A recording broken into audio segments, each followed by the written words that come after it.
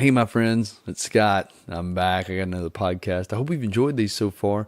I know it's not blowing up. I'm not some big nationwide sensation or anything like that, but I'm having a great time. And the purpose of the podcast, I always get people ask me, so what's your podcast about? Well, it's about people and things that interest me. And so you'll have me sitting down with people that typically mostly my friends, people I know, or maybe I've met somebody and I've talked to them for a little bit. They've got an interesting story. Matter of fact, today there was a young lady who's Facebook friends of mine because of Sounds of Summer and things like that. And we have some mutual friends.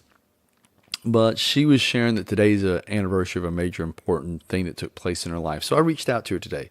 Haven't heard back from her, but hopefully she'll get back to me and maybe she'll come on and share her story as well. It's a beautiful day here in Southeast Tennessee. Actually, I got up this morning. The weather was warm, which is weird for October, right? Kind of weird, but I like it. If you know me, I like heat. Ran down to the local coffee shop, grabbed some coffee, and then went to do this interview that I'm about to play for you right now. This is with a lady named Kelly Kaus. I met Kelly just about 2 years ago, maybe a year and a half. And it was the whole Pigfoot thing. We'll talk about that. And if you listen to all my episodes, the first episode was with Eric Morrow, and that's how I met him as well, was doing Pigfoot. Her and I met at the local library. Now, if you're a podcaster and you're wanting to start doing interviews instead of monologues or instead of just doing things over Skype or the phone, you want to do a one-on-one sit down with people, the challenge you have is finding a studio location because not all of us have enough money to go out and set up a studio, right? So what I've learned is if I contact my local library, I can ask them for a room and they'll reserve a room, usually a meeting room. You can go in there and set up for a couple hours or maybe just going to do 30 minutes. And it's a nice, comfortable location to sit down with somebody. Instead of you having to go to their home or them having to come to your home, it's a cool place. Now, one of the things I'm thinking about doing is doing an interview in maybe a coffee shop. I'm kind of curious what the ambiance would be. You know, hear the people buzzing back and forth behind you, the glasses clinking. So we'll see how that goes. But let's get to today's episode. So today is with Kelly Kaus. Again, I met her a year and a half ago.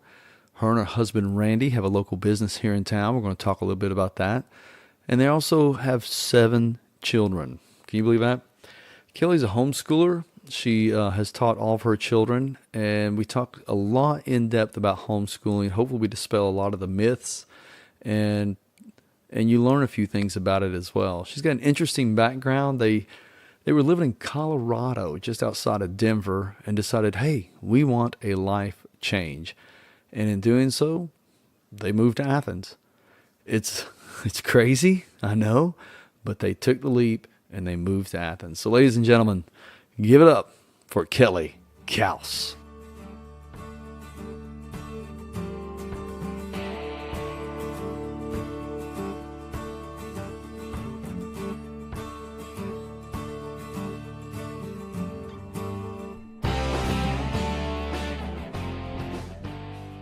So no pictures? No pictures. No pictures.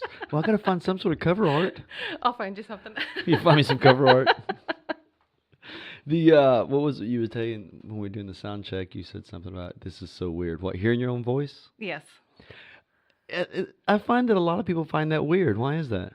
I mean, you talk all day. Because I think you just sound different. And you don't expect to sound the way, like when I hear myself on a recording, it doesn't sound the way it does when, in my head when I'm talking. So, and I don't know if that sounds good or, what other people hear. There's actually science to that, right? Because your head, your voice is resonating inside your head. And so you hear one thing and somebody else hears something. Well, it's not they hear something different. It just sounds differently to you. And then when you hear it played back, you're like, oh, my God, is that me? Yeah, it's different. My mother always said, like when we were in high school, my sister and I, we'd call home for something. Of course, this is before cell phones. And so we'd have to go to the administration office, and ask if we can call home. And I would say, Mom, and she'd have no clue. Is this Katie or is this Kelly? Your own mother. My own mother. Because on the telephone, apparently we sound the same. Apparently, right. So that's so weird, too, is I don't think my kids would understand what it means to go to the office and ask to use the phone. right. Because and my mother would always say, like, if we're out somewhere as teenagers and we need to call, she'd go, just go up and ask to use the courtesy phone, like at a department store or something. Oh, yeah. You know, I always just had to carry, well, for a long time I had to carry dimes. Uh-huh. And then it was quarters because it went up. Right. Right. And then it was calling cards. Yes. Right. We were calling cards. And pagers. Randy had a pager. I never had a pager. A lot of my friends did. I never had a pager. I always felt, I don't know, I just never had one. Yeah, he had a pager when we first met, and so again, before we had the bricks for cell phones, the analogs. So when we'd go out on a date, that'd be my mother's way of contacting us, and so she would page if she needed something, or just even just wanted to just to page for the sake of paging, and then if I wasn't able to get back with her in probably about 15 minutes.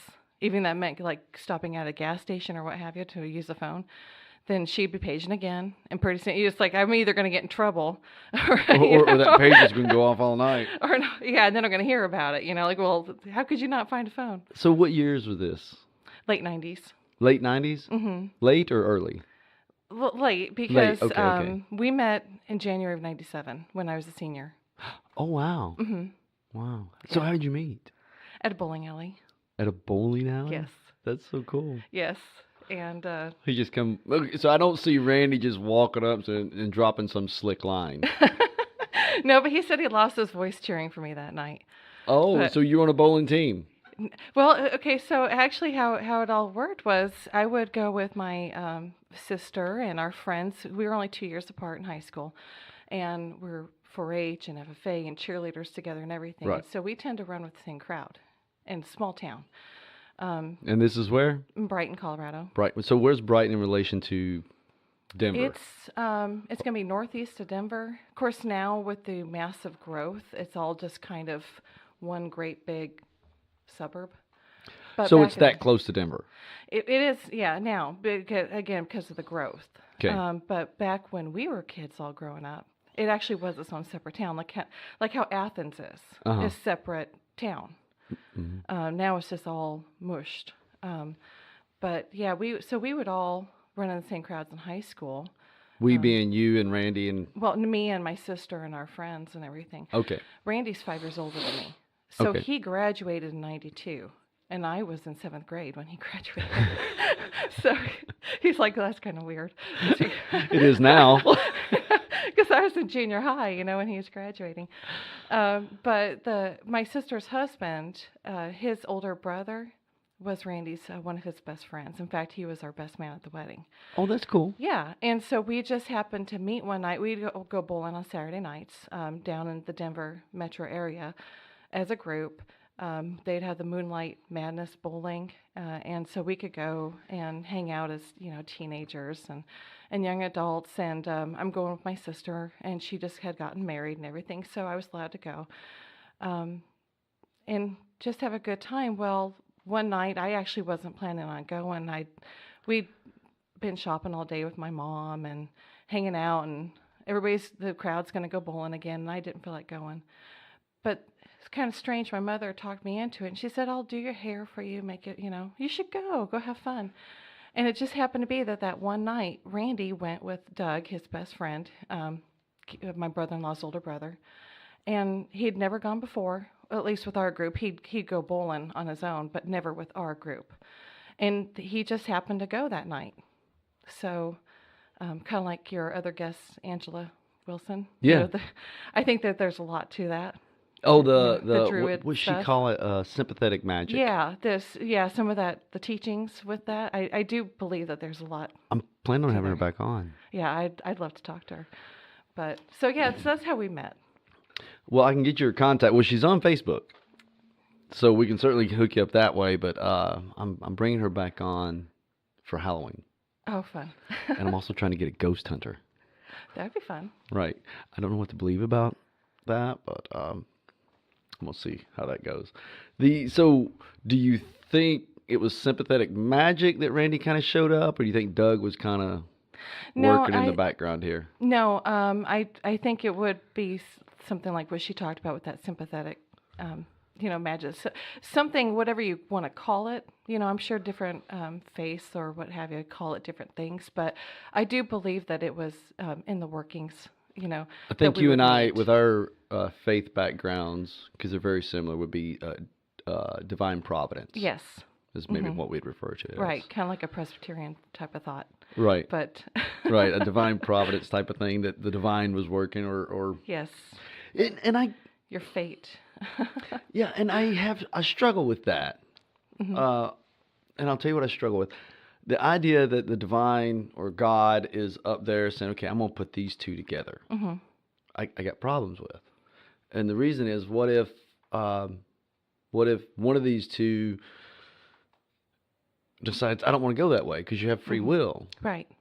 and I'm going to go with this person. Well, now I've messed up this divine plan between these two, and you've gone with this other person that I had selected to go over here, and I messed Right. up. Or somebody passes away. I think my answer, not being necessarily a trained theologian Right. from seminary, I think to me it's not so much that God is up somewhere in the heavens moving people around like chess pieces. It's more just that maybe it being all-knowing, just already knows the path that everybody will take. So it's almost like you can see, there's a poem I've read before I think it's called The Tapestry or something to that Sounds effect. familiar. Yes, where underneath we can't see, like we can see the bits and pieces if you look on the bottom side of a tapestry, but God's at the top and he can see the finished product. Mm-hmm. So, you're kind of going through life and you don't necessarily see all the bits and pieces and how it comes together. But when you get to the other side, wherever that is, then you can look down and you see how the whole thing came together as a finished product. That's something similar to Angela and I talked about, that God's outside of space and time. For example, parades coming by, and Right. he sees the beginning and the end of the parade, but you're down on the street and you just see what's right here. Exactly. So you go to the bowling alley. You got this divine providence intervention working out. You're bowling. Randy's cheering. Well, yeah, and the funny thing is that he thought that I was already with somebody that night because I walked in with my uncle, who's 10 years older than me. Okay. And he moved to Colorado. He had gone through a divorce, and he had his 2 little girls, and so he was staying with my family at the time while he was getting back on his feet. My mom was taking care of the girls, and so he drove me in, and of course I go tropping in there, Good. high school girl, like I said, like captain of the cheerleaders, and on football, or not football, but FFA and everything. So I'm just having fun, living life, and I go tromping in there through the doors of the bowling alley with my uncle in tow. And apparently, Randy said later that he just assumed that we were together as a couple. But Well, you can understand that. yeah, sure, yeah, and when you get I mean, to it's not like your certain uncle age- looked like he was like really, really old. Oh and no, and he would have only been 27 at the time. Exactly. So when you get to be that age, you can't really tell people's ages that well, and so he just kind of made that assumption. But apparently, pretty quickly it was realized that no, he's a family member. But so Randy said that he was cheering, and I guess he was a very introverted person. No. You would.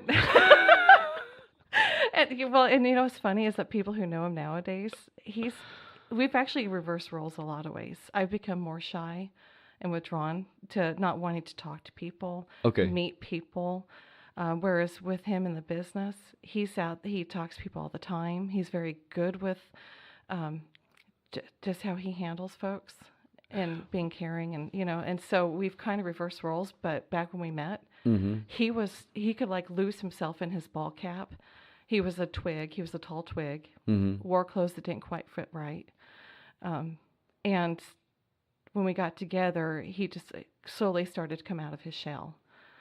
But yeah, we all decided we were going to go to the Village Inn after we got done, which is, they don't have those out here. I remember, I know what that is, but Well, they're like I've heard that name. I don't know what it is. Well, it's a breakfast joint. It's like It's like Denny's or Perkins, which again they're kind of hard to find out here too. I'm trying to think of something that would be an equivalent to that, Maybe a Shoney's, like an IHOP. an IHOP or a Shoney's. Yeah. 'Cause, in the Northwest, we had Denny's. We had what's that? Sherry's. Okay, yeah.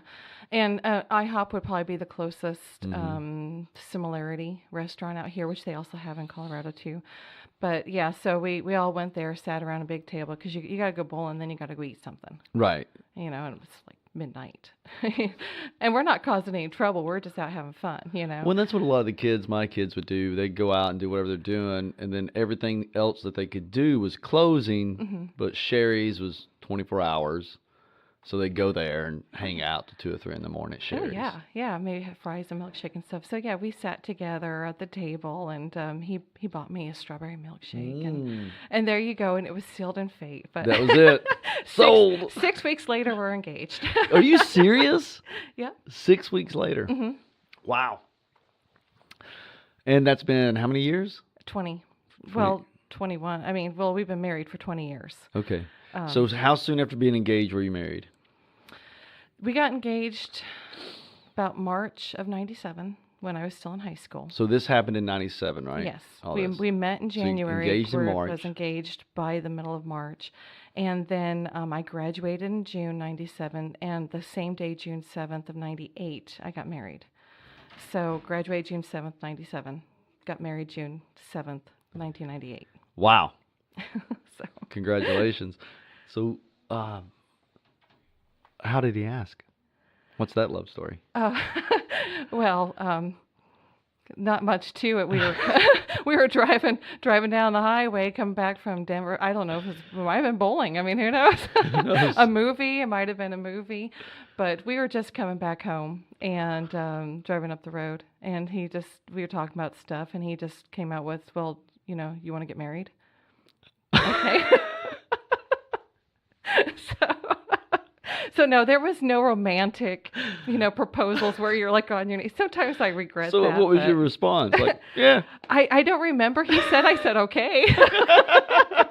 Well, you must have. We must have. We went home and, and told my mom and dad, I'm like, hey, we're getting married, kind of thing. And my mom got married when she was 16 and my dad was 18. So I guess they couldn't really say anything. But, it's, and Randy, we both grew up in the same town, had houses in the same town. But as soon as we met, he practically lived at our house. I mean, he would go home to sleep and go to work. But, other than that, he was at our house and he ate dinners and everything. I mean, he just. Yeah, he was there all the time. He was there. So like when I say we were going home, we were going back to my house with my folks and everything. But, yeah. So but we would have long conversations. A lot of times when we were on dates, we would just drive around and talk about life and fundamentals and I just, kind of like how we're doing now, where the conversation just flows and you find out how much you have in common, that you want the same things out of life, or you have the same backgrounds essentially. So now you said something earlier, and I meant to ask you. You said something about how your mom allowed you to go. Did you come from a very conservative type of upbringing, or? Well, I mean, and did Randy, or? I don't know. I just think we're pretty normal for the times. I mean, some people, I guess it depends on who you ask. I guess it depends on how you define conservative. Conservative, Christian home, but not. And we were raised Lutheran. My dad's a non-practicing Catholic, and Randy's actually from a Catholic family too. But so we hold those Christian principles, and we were always, just a good family, good kids and everything. But I'm going to tell you the honest truth. We had the youth director from the same church, our Lutheran church in town, lived across the street from us. They thought we were heathens. It's like, no. So I guess it defines conservative, right? Yeah, I mean, they did. I mean, it was definitely a judgmental situation, and we would enjoy, celebrating Halloween and going out for that, and we were allowed to go to prom and, do all these kind of things, and we had Missouri Synod Lutherans. It's a lot of times kids are told you can't date until you're at least 16 or 18. You can't go to dances, you can't do a lot of that kind of stuff because, we don't want something, bad circumstance to happen, Right. like kids doing things that they shouldn't be doing. My parents didn't have a problem with that. And not because they didn't care, it's just because I guess we were just Well, they get raised- married at 16 and 18. Yeah. you know, They're like, worked out for us. you know, and so yeah, it's definitely I guess how you look at things. Yeah. Well, I was wondering. So, how do you pronounce on Facebook? You have Kelly Kloberdanz. Kloberdanz, and then it's Klaus. Kaus. Kelly Kloberdanz Klaus. What's the origin of those names? Kaus is German. Okay, that I was guessing. Yes, and Kloberdanz is German from Russia. German from Russia. Okay. And my sister's actually been doing a lot of the genealogy research lately, and been finding out a bunch of our history, mostly Russian. So I can say that I've been colluding with the Russians and helping Donald Trump. That's right. I'm just part of the kidding. conspiracy. Yes, conspiracy. Just kidding. Has she found out when the families migrated here? Yes, it was right about the time. It was right before the Soviets. I'm going to probably get this wrong. I don't know the details of that history as well as she does, but they were being sent off to the gulags. Wow. My great grandmother who came, I think it was right before everything happened, so it would have been in the teens sometime. So anybody who knows the Soviet history better, or the Russian history better, it was when the revolution was happening, and pretty much they closed up, the country. So when communism was taking hold. Right. Okay. And so my great grandmother and her boyfriend, I believe it was at the time, they got out right before then, and they tried to get their brothers, her brothers, sisters, go, her parents, and they wouldn't go. Some did. Some left, came to America with them. My great grandparents, her parents, wouldn't go. They didn't feel comfortable, I guess you could say. Maybe they didn't believe that it was going to get as bad as it did. Shortly after they left, they were either killed or sent to the gulags, never to be seen or heard from again. I can't imagine, and I don't think people today. That's the downside of us not talking a lot about the history of the tragedies that took place in the 20th century. Right. And when I hear people talk about, socialism and the benefits and all this other stuff, I think, do you guys not understand the history of what actually took place when what you're talking about was actually done? Yeah, exactly. Oh, but we can do it better. Well, you know what, dummy? They thought they could do it better too. And they're still trying in Venezuela. Right. And people are dying. Yes. And I don't understand why that's not beat into people's heads. But I can't imagine saying, Mom, we got to get out of here. This is taking place. I'm taking my family and I'm leaving. And her saying, no. And then staying and then never hearing from her again because the government came in and decided she had to go to a gulag or something. And my understanding is it was in a matter of weeks, if not a couple of months' time or something, from the time that my great-grandmother left the country and they were essentially captured and sent off. And so really she got out in the nick of time. I believe it was her boyfriend. I don't think they were married at the time. Came and settled essentially over in Seattle, I think, at first, and then came to Colorado. So actually, there's a lot of Coloradoans who are native have German from Russian backgrounds. It's very, very prevalent in at least the part of Colorado that we're from and with the natives. So yeah, if she wouldn't have done that, then I wouldn't be here because, That's just, I love hearing stories like that. And like I said, I just wish that for somehow people could go back and just get an understanding of, these ideas that you got are beautiful. And we need that in the political spectrum. We need this idea of taking care of people and this whole socialism idea. But on the flip side of that, we need the balance, right? So that we don't go down that road as a society that they went down in Russia or in China or in Venezuela or these different countries where they've tried this and people just But that's also, I think, a godless society, too, because in the Bible it talks about you take care of the children, the widows.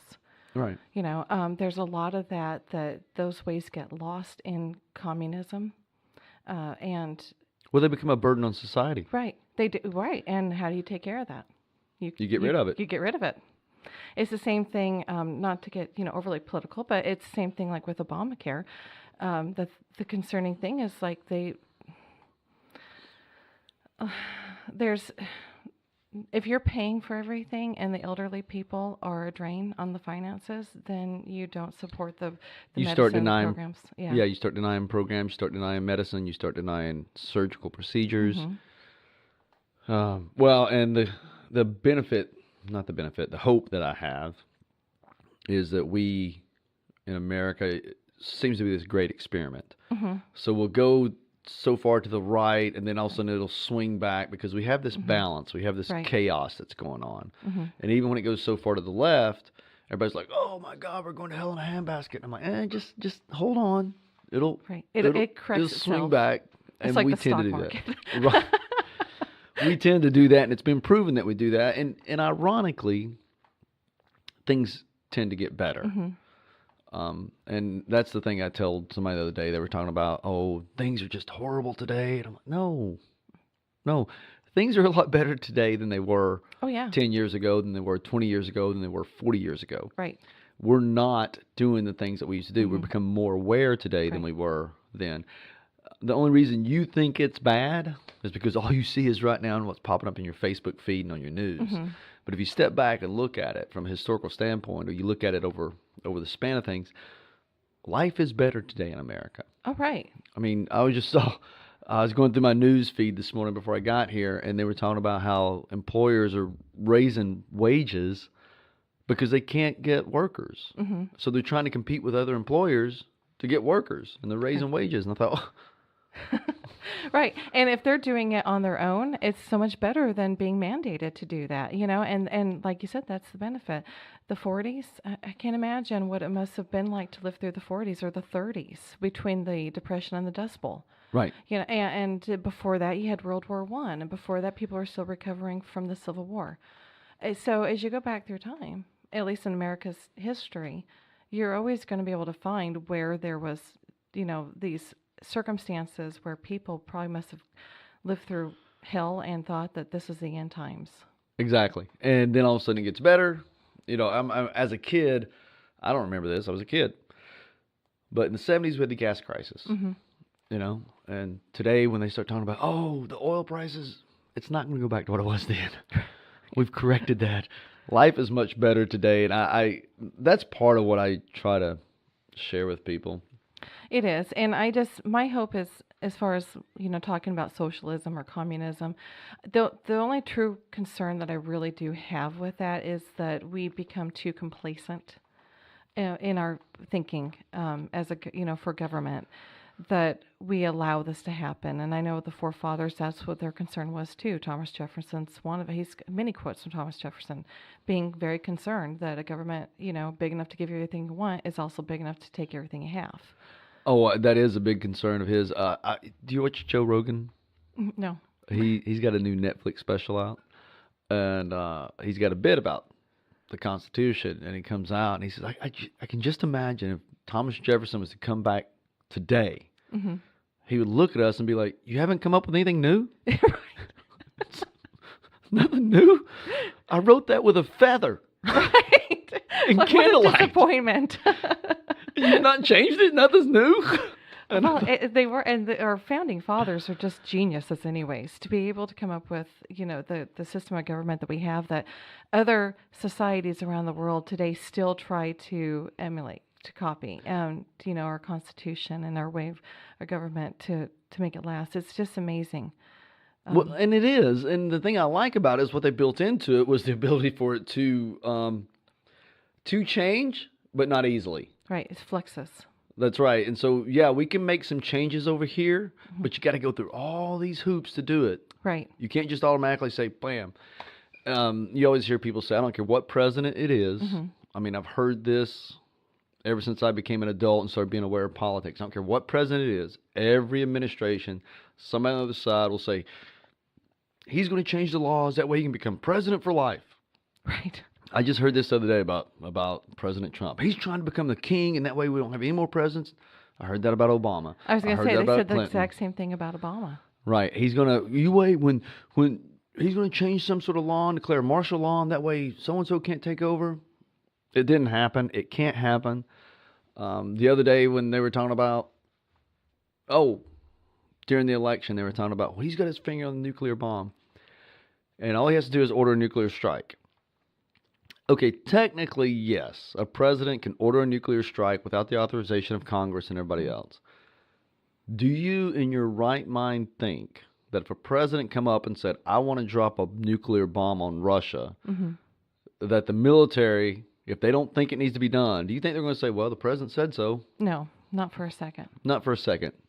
Not for a second. So, yes, technically he can do that, but the check and balances over there that these guys that actually have to carry it out are going to say, That's why I also don't believe that our military would turn on us as a people.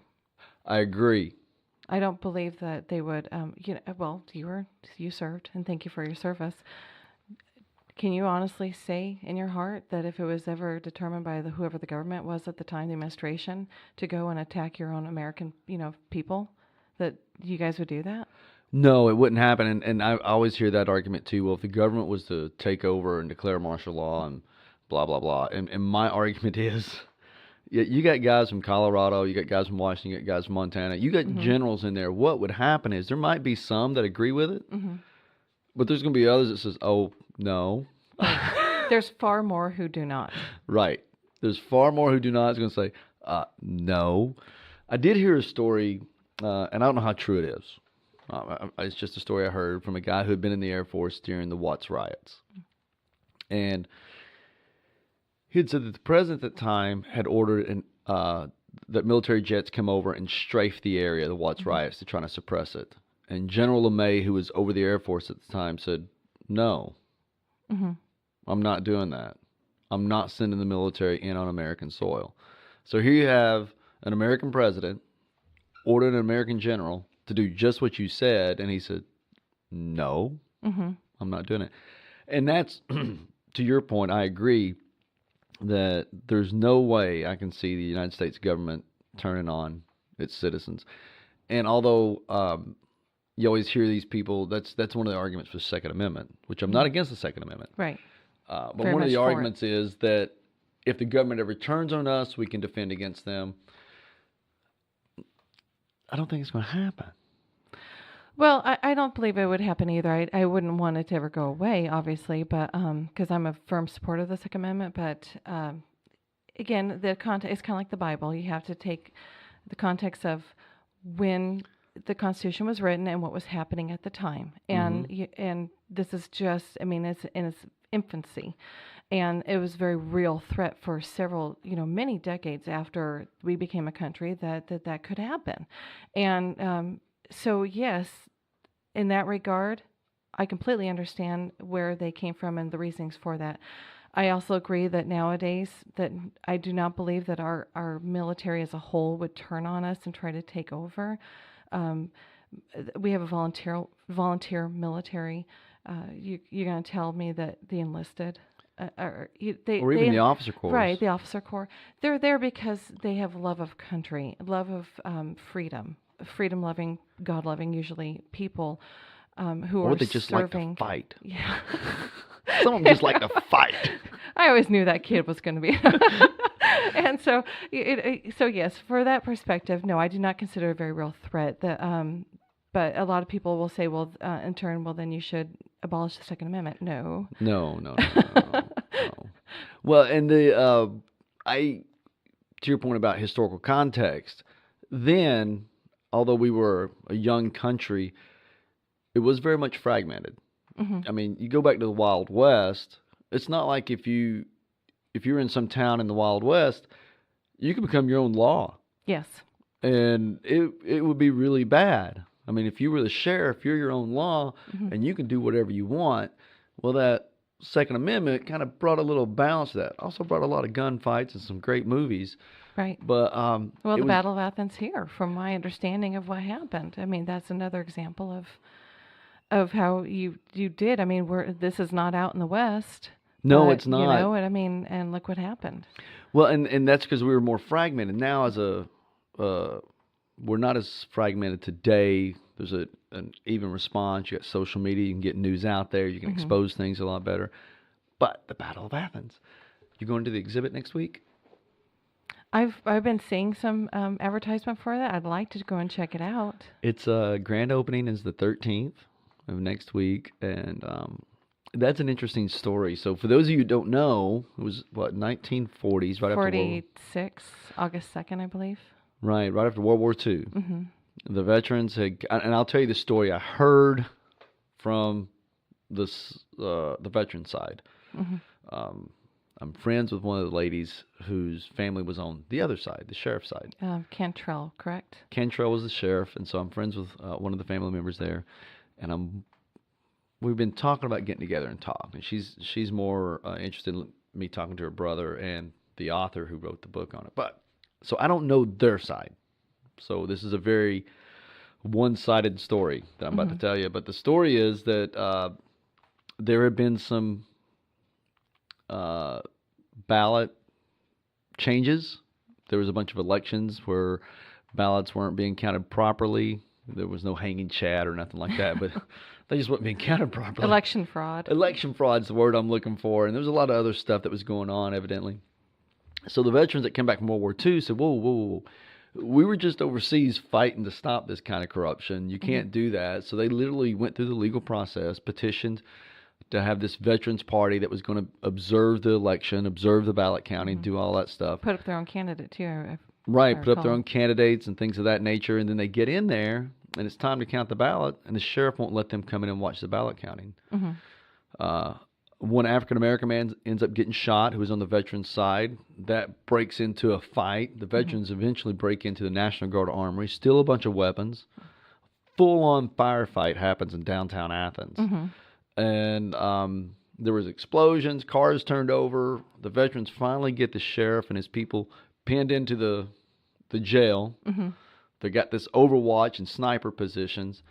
And one story I heard was the sheriff had come out. They had captured 3 veterans, and they'd threatened to kill them if these veterans didn't back off. Of course, these veterans, having been overseas, are like, I wouldn't do that. Exactly. I don't think that's a very smart move on there. Strategically, I don't think they thought that one through. No, because those veterans are like, Yeah. and I wouldn't do that.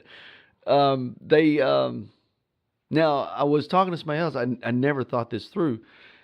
He said these veterans were very disciplined in what they did because they could have very easily overran that sheriff's office. They could have very easily killed a lot of people. Nobody died in that fight. A few people were wounded, but nobody died. They ended up taking over, had the elections overturned, and since then, a Democrat is very hard to get elected in McMinn County. Right. Ever since then. Whether that's good or bad, I don't know, but that's just the reality. Now, on the flip side, another funny story is the lady that I'm a friend of was her grandfather, who was the sheriff.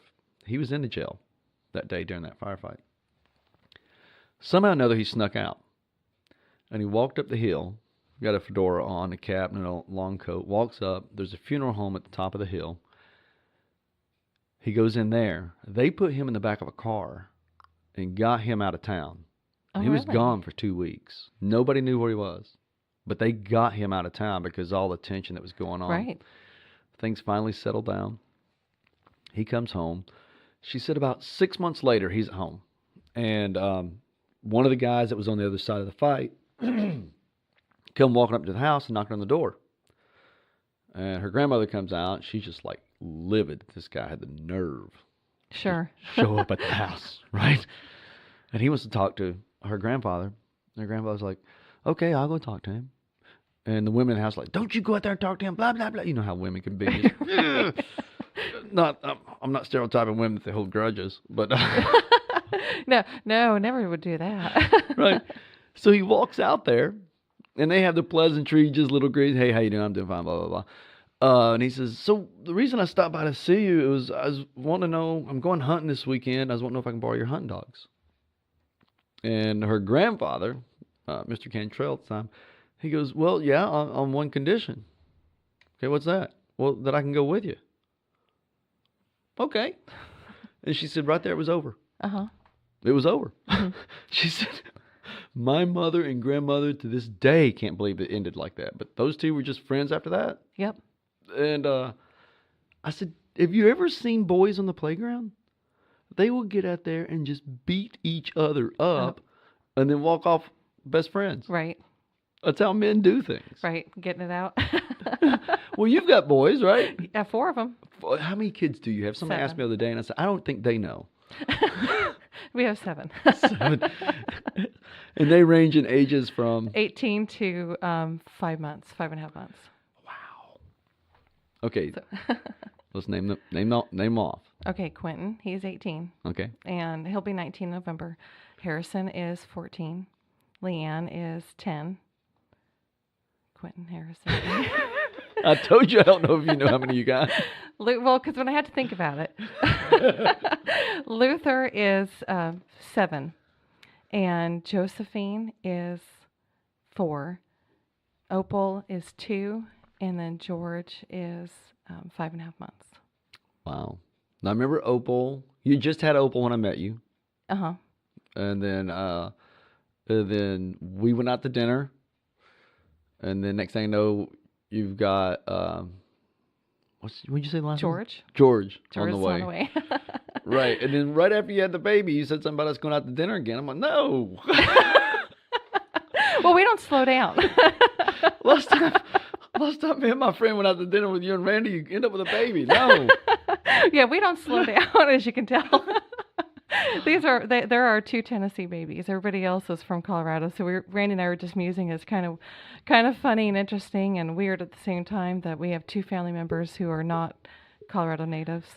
But we just always on the move, always on the go, doing stuff, and just don't slow down. I know this story because you've told me.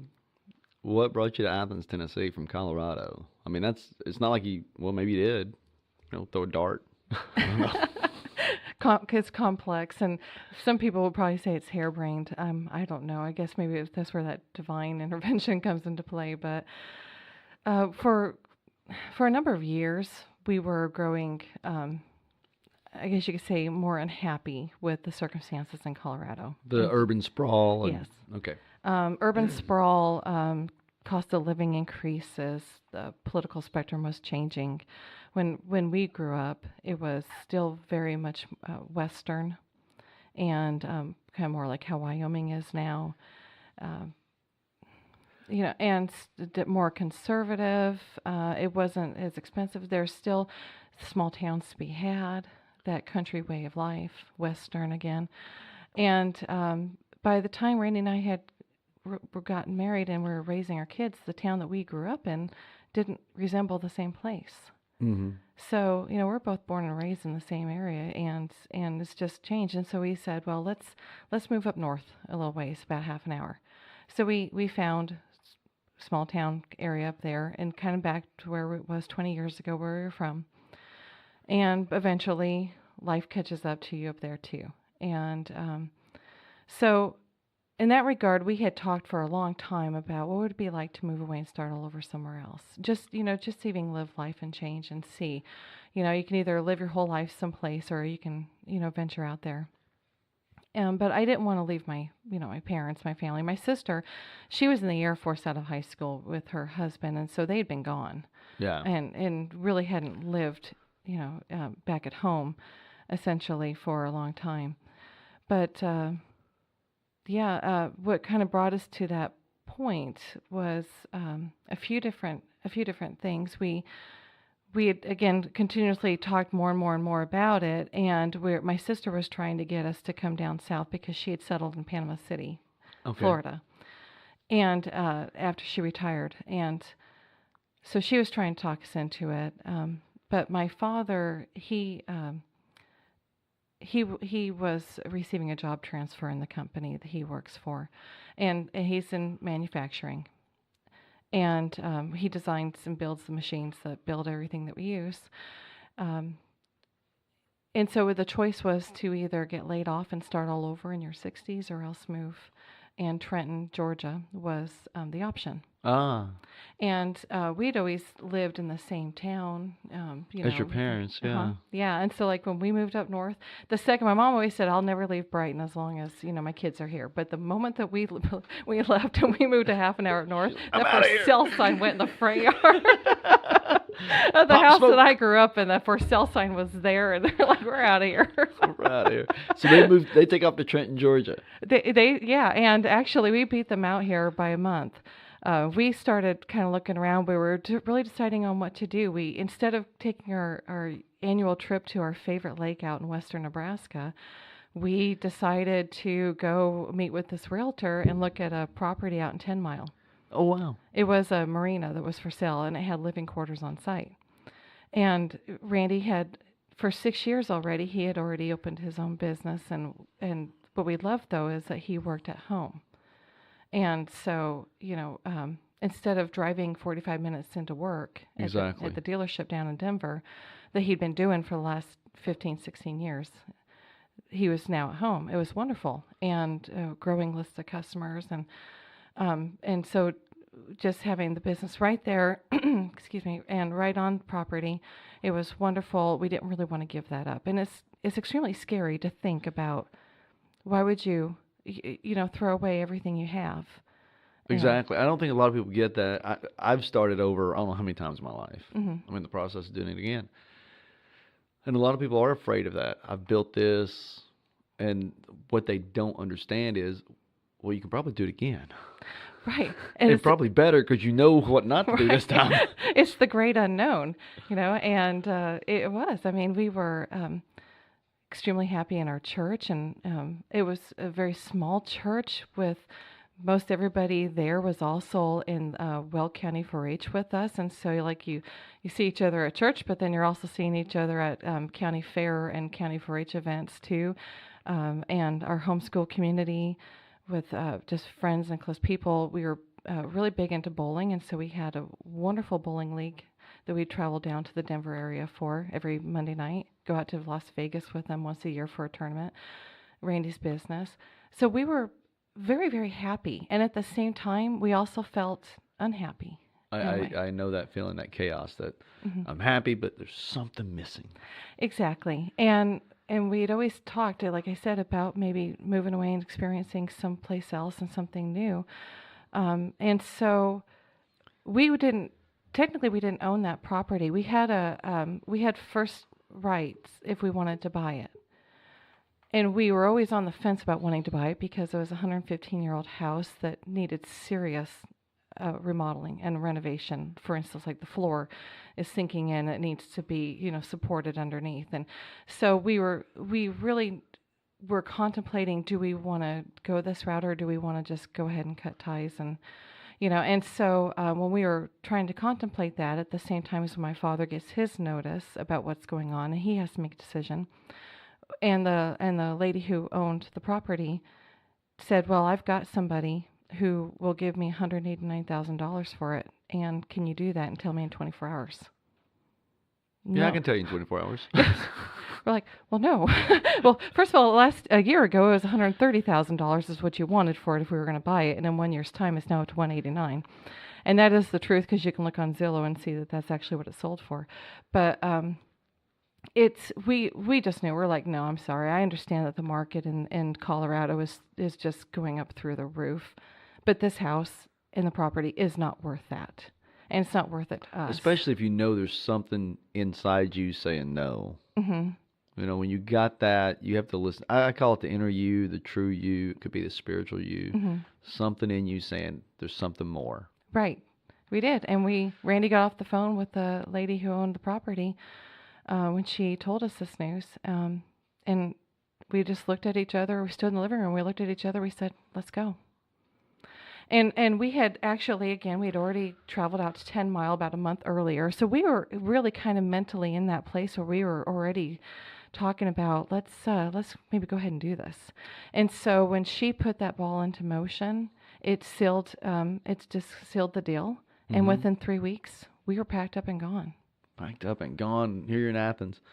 So now, I remember you told me that. So Randy, we've talked about his business, but we haven't talked about his business. Randy owns a repair shop here. Mm-hmm.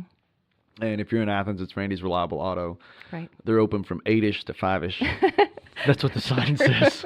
It's the truth. I was telling somebody about it the other day, and they said, "Is that the one that says that we're open from 8-ish to 5-ish?" Yeah, that's it. What time are they open? It's from 8-ish to 5-ish. And somebody's probably looking at it and going, man, those southern rednecks. It's like, but they're not. But we're not. Well, I mean, it's like you try to set firm hours, and I know, obviously, if we were... I don't want to say like, well, you can't do that as, family and kids, because people do that every day when you're business owners. We, I guess I don't want to say we don't take it seriously, but we don't take ourselves seriously. And Randy takes his business extremely seriously in what he does. He does. And this is not, Randy's not sponsoring this. This is not an advertisement. I'm just telling you about this because I do like him. I have used him. I have friends that have used him. I have family that's used him. He is very serious. One friend of mine, he had worked on the car. The car come back, and the engine light came back on. And he and I were talking about it, and there's some other issues going on there. And he says, I wouldn't have let that car out of here with the engine light on. Mm-hmm. Well, I know that, and my friend knows that. We know that. We know this thing's just possessed. There's something else going on. And so he is very reliable. I loved it when I walked in there to pay him for fixing mine. And I learned a lesson. I'll tell you the lesson I learned when I hadn't fixed my car. But when I walked in to pay him for fixing mine, he's got a sign there, something about credit. He says, "Yeah, can I borrow $50?" Something like that. I forget what the sign says. If you believe in credit, loan me $50. Yeah. So no, you can't make payments to Randy. What I did learn in taking my car to Randy is make an appointment. He is very busy because I dropped my car off there. Excuse me. And I just pulled in one day and said, "Hey, I need my car fixed." He's like, "Okay, it'll be a while before I get to it." Well, to me, a while might be a couple hours, maybe a day or two. So I went and rented a car. It was a couple weeks. And nothing against Randy. I love him to death, and I love driving that rental car. But I thought, okay, dummy, you should have said, when can you get to it? And I'll bring it back. That way I'll have a car to drive. But right, yeah. He is that backed up. He's that popular. And he does his best. And if there's any way possible that he can fit you, like work you in and say like, okay, well, if I'm waiting on a part on this car, try to do his God honest best to make it work. He does. But yeah, he's got I don't know if you saw the old Corvette that's covered in pollen that's sitting out there. Yes, I've seen that one. That is a, can I leave this here? And then when you have time, just work on it. That's one of those kind of situations. So yeah, it kind of works both ways. But he'll pick up. He's got a lot of lady customers who are in their 90s, and he'll go and pick them up and drop them off, and then they bring him banana bread, and so he's got a lady who brings some spring water bottles. I'm gonna fix my headphones. Don't mess up. She brings. I know, mess up my hair and the hairspray that's in it. It's the hairspray that messes it up because it makes it stick. But she brings some spring water bottles because she doesn't want him drinking the regular bottled waters. Oh. Well, it's her own personal belief. It's not as good for you. So she makes sure that she brings some. Well, that's water so sweet. But yeah, so we. When we came out, we said, well, he's going to have to, just go to work somewhere at a shop or a dealership until we can get back on our feet and then find out where we want to live and buy a place and then reopen our business. And he got a job, right away. He had a few different offers, so it wasn't a problem finding work. No, it's not. The problem is he wasn't being able to make as much money as what we needed to make and to live. And just, issues with they would turn away work because they didn't feel like doing it. And he'd be like raising his, like, me, pick me. I'll do it. A lady's on the side of the road and she wants to bring her Audi in because there's she needs a fuel pump. And they're like, no, we don't work on those. And he's like, I'll do it. Right. And so within 3 weeks of living out here, this isn't going to work. We need to start our own, business. Let's do this again. Mm-hmm. Let's do this again. So we were down at a KOA campground outside of Trenton in our trailer, living there while he's working, trying to figure out where we want to settle because we didn't know where. We knew the campground we were going to be in, but we didn't know where we were going to settle down here. And So we were, looking around, and we still liked the Athens area from when we had traveled out about a month before, 6 weeks before. Couldn't stop really thinking about this general area, like Sweetwater down to Athens. Didn't really care for, nothing against it. There's nothing wrong with it. It's just it didn't suit us, the Trenton area or the South Pittsburgh or, Jasper and Chattanooga to live. I liked visiting it, but I just wasn't happy. Didn't feel like home. So we were driving up this way and had gone through Athens. We were like, let's just take another drive through here. It was on a Saturday, and we were driving down the main drag here in town, come up to a stoplight, and I just happened to look over across the way, and I very sarcastically, because I wasn't in a good mood, very sarcastically said, well, there's a place that's for sale or rent. Why don't we just do that one? And Randy's like, he looks at it, and it happened to be the shop we're in now. And he pulled up the phone, took a picture of the sign, the for rent sign, called the next day, and that's just, it's everything just kind of happened that way. And then bam. So yeah, we got. That was how many years ago? Be 3 years in December. Okay, so you guys hadn't been here much. That was 2015. Mm-hmm. So you weren't here much longer before I got here. You haven't been here that long when we met. No, we left Colorado at the end of September. It's been 3 years that we left Colorado. But it'll be 3 years December that we have moved to Athens. So let me ask you this. Are any of your kids, I know Quentin doesn't, but are any of the younger ones developing more Southern accent? And how odd is that? I can't tell. I know that they've laughed at me because there's sometimes will say y'all for something. Instead of you guys, because out west everything's you guys. I know, that was me. It was you guys, or what was it? Yeah, it was you guys. Started to say gals. Mm-hmm. We'd say that sometimes, but it's just. I know. I actually will say fix them for something, and so there's in some ways I've kind of picked up some of the colloquialisms. Yes. But I don't know. We always would laugh and say, well, Coloradoans, you can't hear other people's, we don't have an accent, but we can hear everybody else's and make fun of them. Well, the funny thing about that is my kids can't hear mine. They just grew up with it.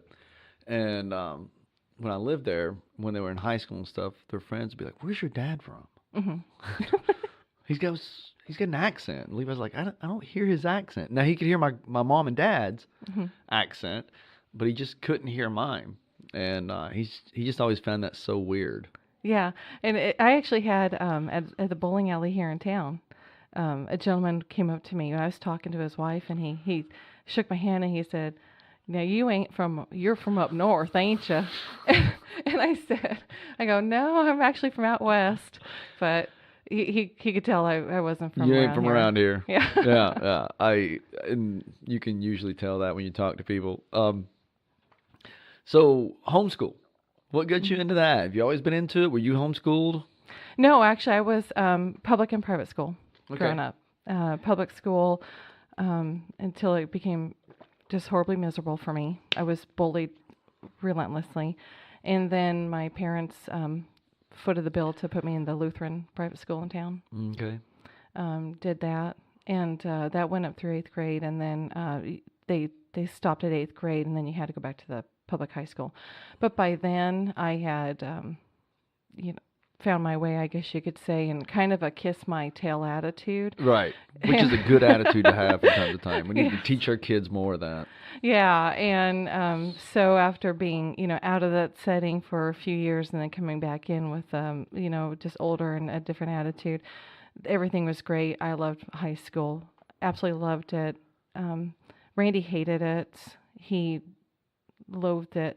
But so, yeah, homeschooling was not something, my mother wishes that she really knew about homeschooling, because she said that she would have done that for me when I was being bullied and left school. But so what are some of the myths and concepts, or I guess myths, that people have about homeschooling? Because you mentioned homeschooling to some people. Do they just look at you weird? Well, used to. Even my own mother, I don't know, my dad, he didn't really say a whole lot. So, but when we said, well, we're going to homeschool Quentin, It was, and my sister, they both were very much against it back when he was a little kid. Myths are, well, one like the most common one that every homeschooler out there, and if anybody who's listening now, socialization, and we can all say it Right. like in sync form. It's the biggest inside joke for homeschool families is socialization. Right, and that's the because I know a lot of homeschool families, and that's you're right. The big thing that you always hear people who don't understand homeschool is, well, how's their kids going to learn social skills? I'm like, same way your kids learn social skills. And it's certainly not with a whole bunch of other fourth grade idiots. Right, we're not putting them in this compound where they just have this one little world and never get outside of And it. the only people they socialize with are 30 kids who are the exact same age that they are, and in the same process. So yeah, I mean, our kids, for instance, again, this is going to be fairly typical of most homeschool families. They socialize with people from babies all the way up to 100 years old in different settings.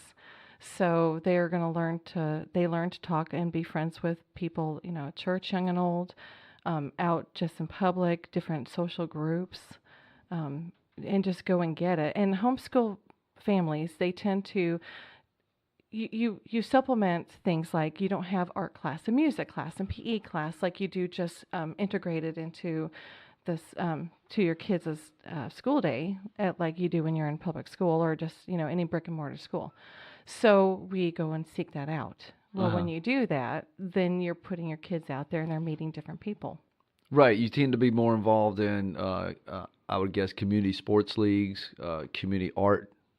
Right, you're just going to go out and find it. You just go out and find it, and things that are interesting to to what your kids want to do, and they're not being forced to do things that they're not interested in. So if your kid doesn't want to do whatever, like the school, I hated sports. Like when I was a kid, I'm not a sports person. Right, but you like roller derby. I like roller derby.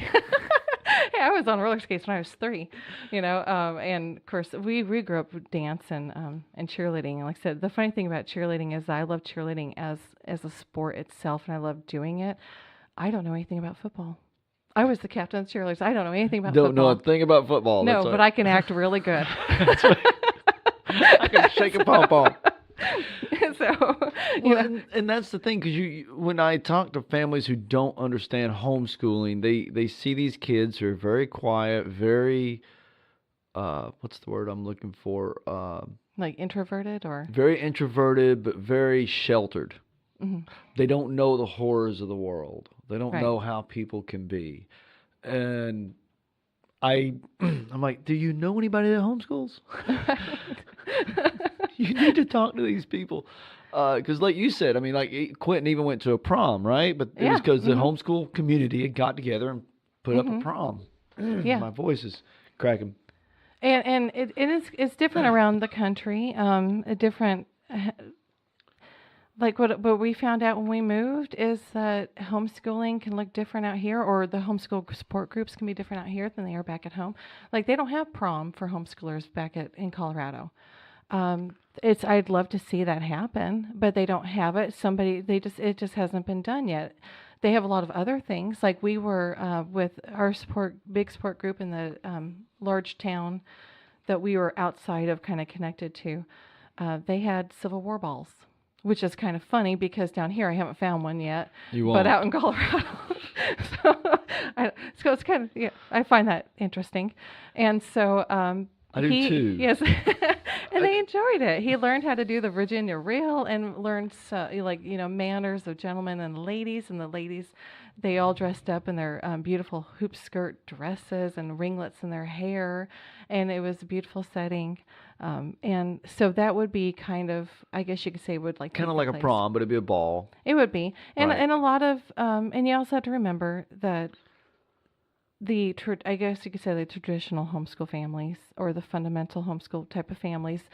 We can get into this conversation too, but being, I would say like diluted with a massive influx of homeschoolers with the way things are going now.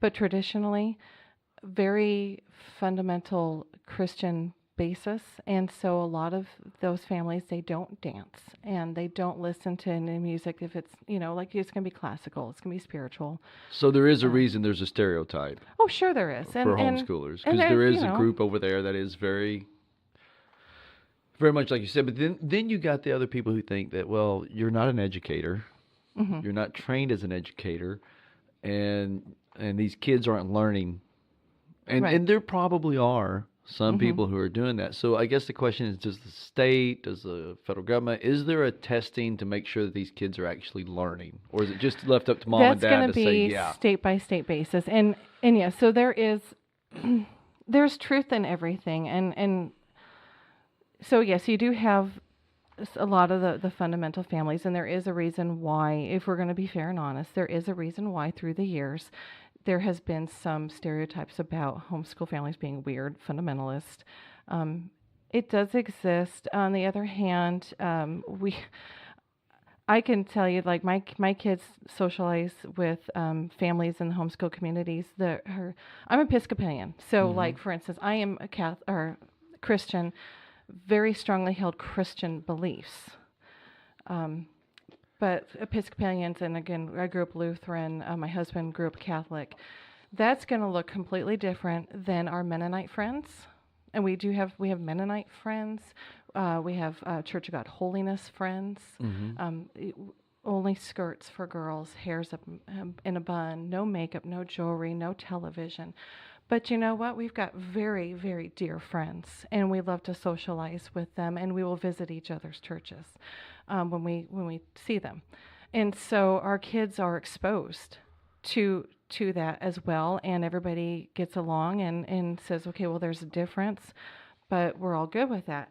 At the other hand, yes, you do hear these stories that are in, the news cycle about like that family in California or something with 15 kids and they're all chained to the bed and they claim to be homeschooling, but they're torturing their children.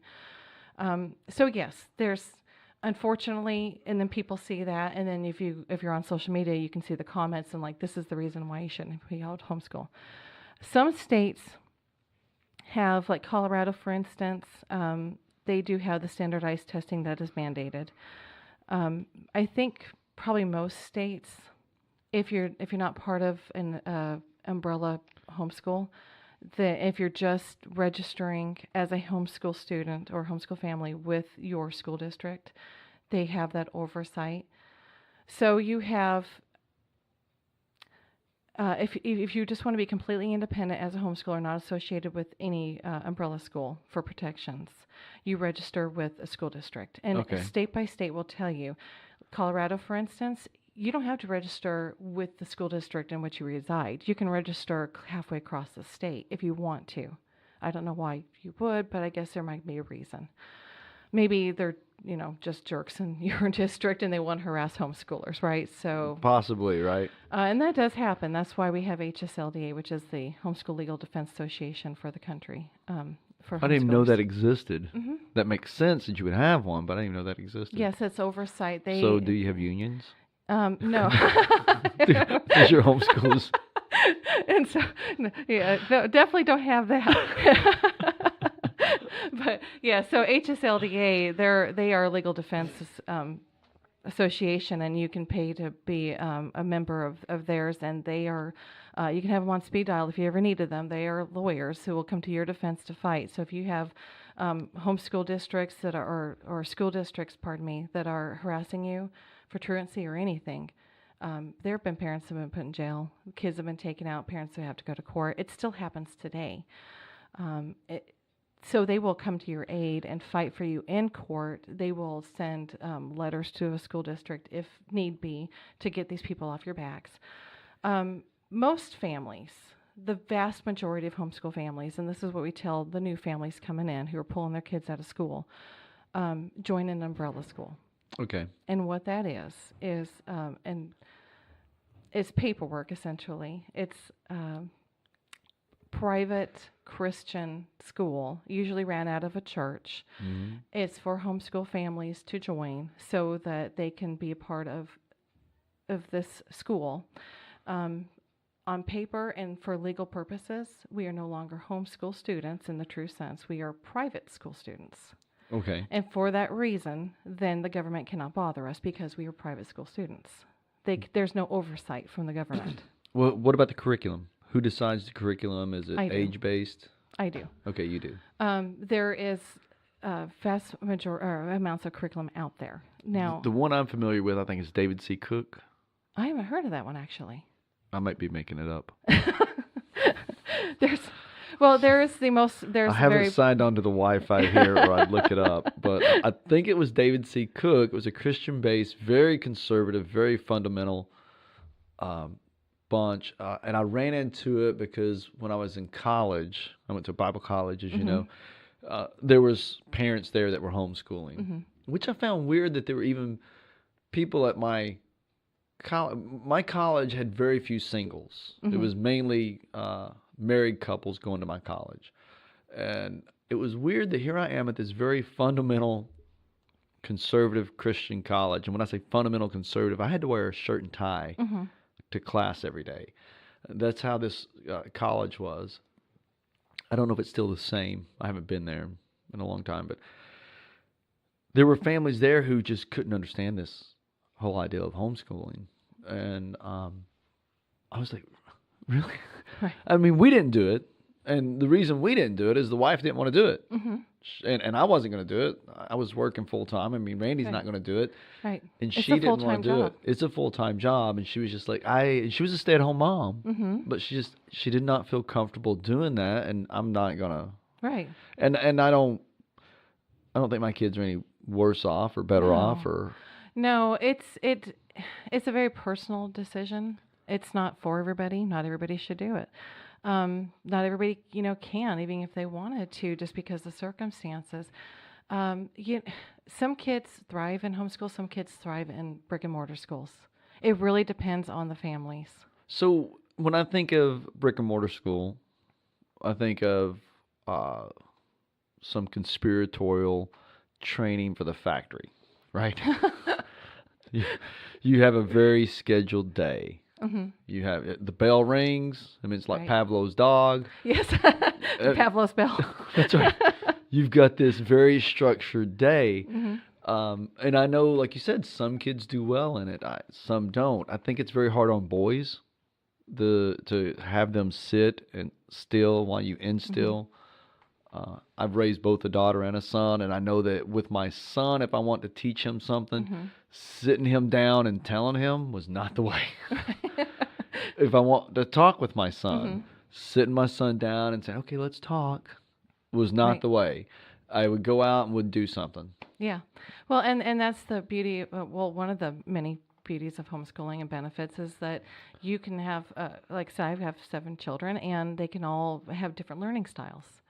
And we don't use the same, for instance, like curriculum publisher for every subject. I have a variety of publishers for different subjects that I prefer. Like through the years, I'll say, well, I've just have come to prefer maybe Rod and Staff for science and social studies, and Matthew C. for the math curriculum, and maybe Bob Jones for spelling.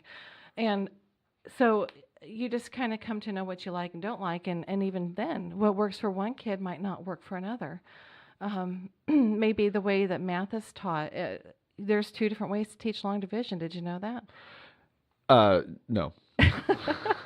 Well, and when I was in school in 4th grade learning long division, I couldn't wrap my head around the traditional put the number in the box and find out like what goes into this. And you have to, work it out the traditional way.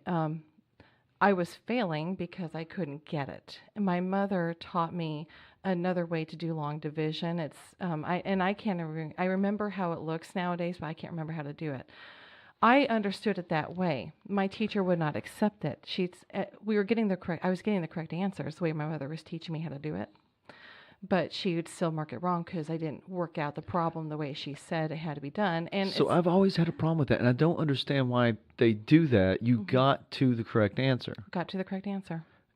And I know that there's a big argument going on right now in education, and my kids aren't in school, so I don't pay attention to it. But what's it called? Core or Common Core. Common Core. And there's a big problem with that because evidently they're not doing it a certain way. And I never understood it. I guess on one hand, I get it that they want you to learn this skill set, but I got the answer. Yeah, and I'm not, and I don't. And I can get the answer every Yeah. time. Yeah, exactly. And I know that there's a whole lot of Common Core problems.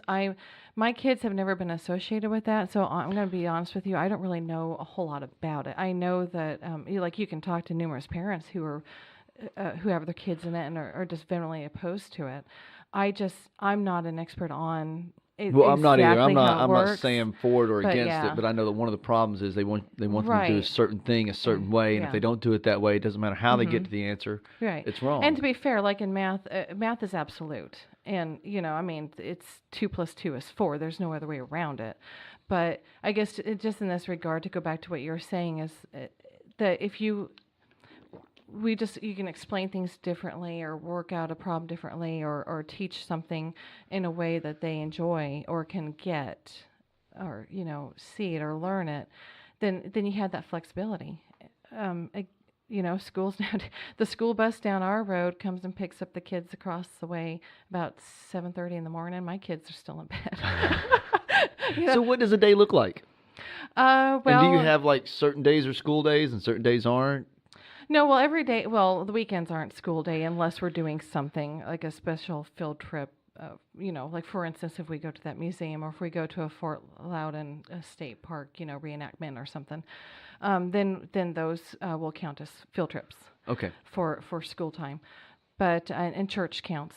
Anything that's religious education counts as Counts school for time. who? For you or for the curriculum that you're the umbrella Counts school for that you're us, in? but it counts for the umbrella schools Okay.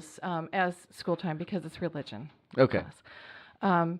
But so for us, like a typical day is going to be the kids start rolling out of bed between 8 and 8:30 in the morning. Of course, I'm up. Randy's already been gone. I'm up taking care of the baby, getting things, started. The kids start getting up, getting themselves ready for the day, breakfast handled, chores handled. And then around 10:30 is when we sit down to start school in earnest. Uh-huh. And so, and again, you can talk to 20 different homeschool families and get 20 different ways that they do it. A lot of times they love to say, well, we gather around the table in our pajamas and we'll eat breakfast while we're doing school. I'm more structured in the sense that, like, it just is my own personal pet peeve. I don't care if we're doing homeschool or not, but do not come out into the kitchen if you haven't washed your face and brushed your teeth, combed your hair, made your bed. And so... So do you have them make their bed? Oh, yeah. I mean, they have to, yes, before breakfast, get dressed, do your bathroom stuff, like you wash your face, brush your teeth, everything, comb your hair, make your bed, be dressed, have all that stuff handled before you sit down for for breakfast at the table. So that, and that's a simple thing, but I heard somebody say, there's a guy he's very controversial. His name's Jordan Peterson. He said, you get all these, he's a university professor in Toronto, and he said, I get all these millennials coming in, they want to change the world.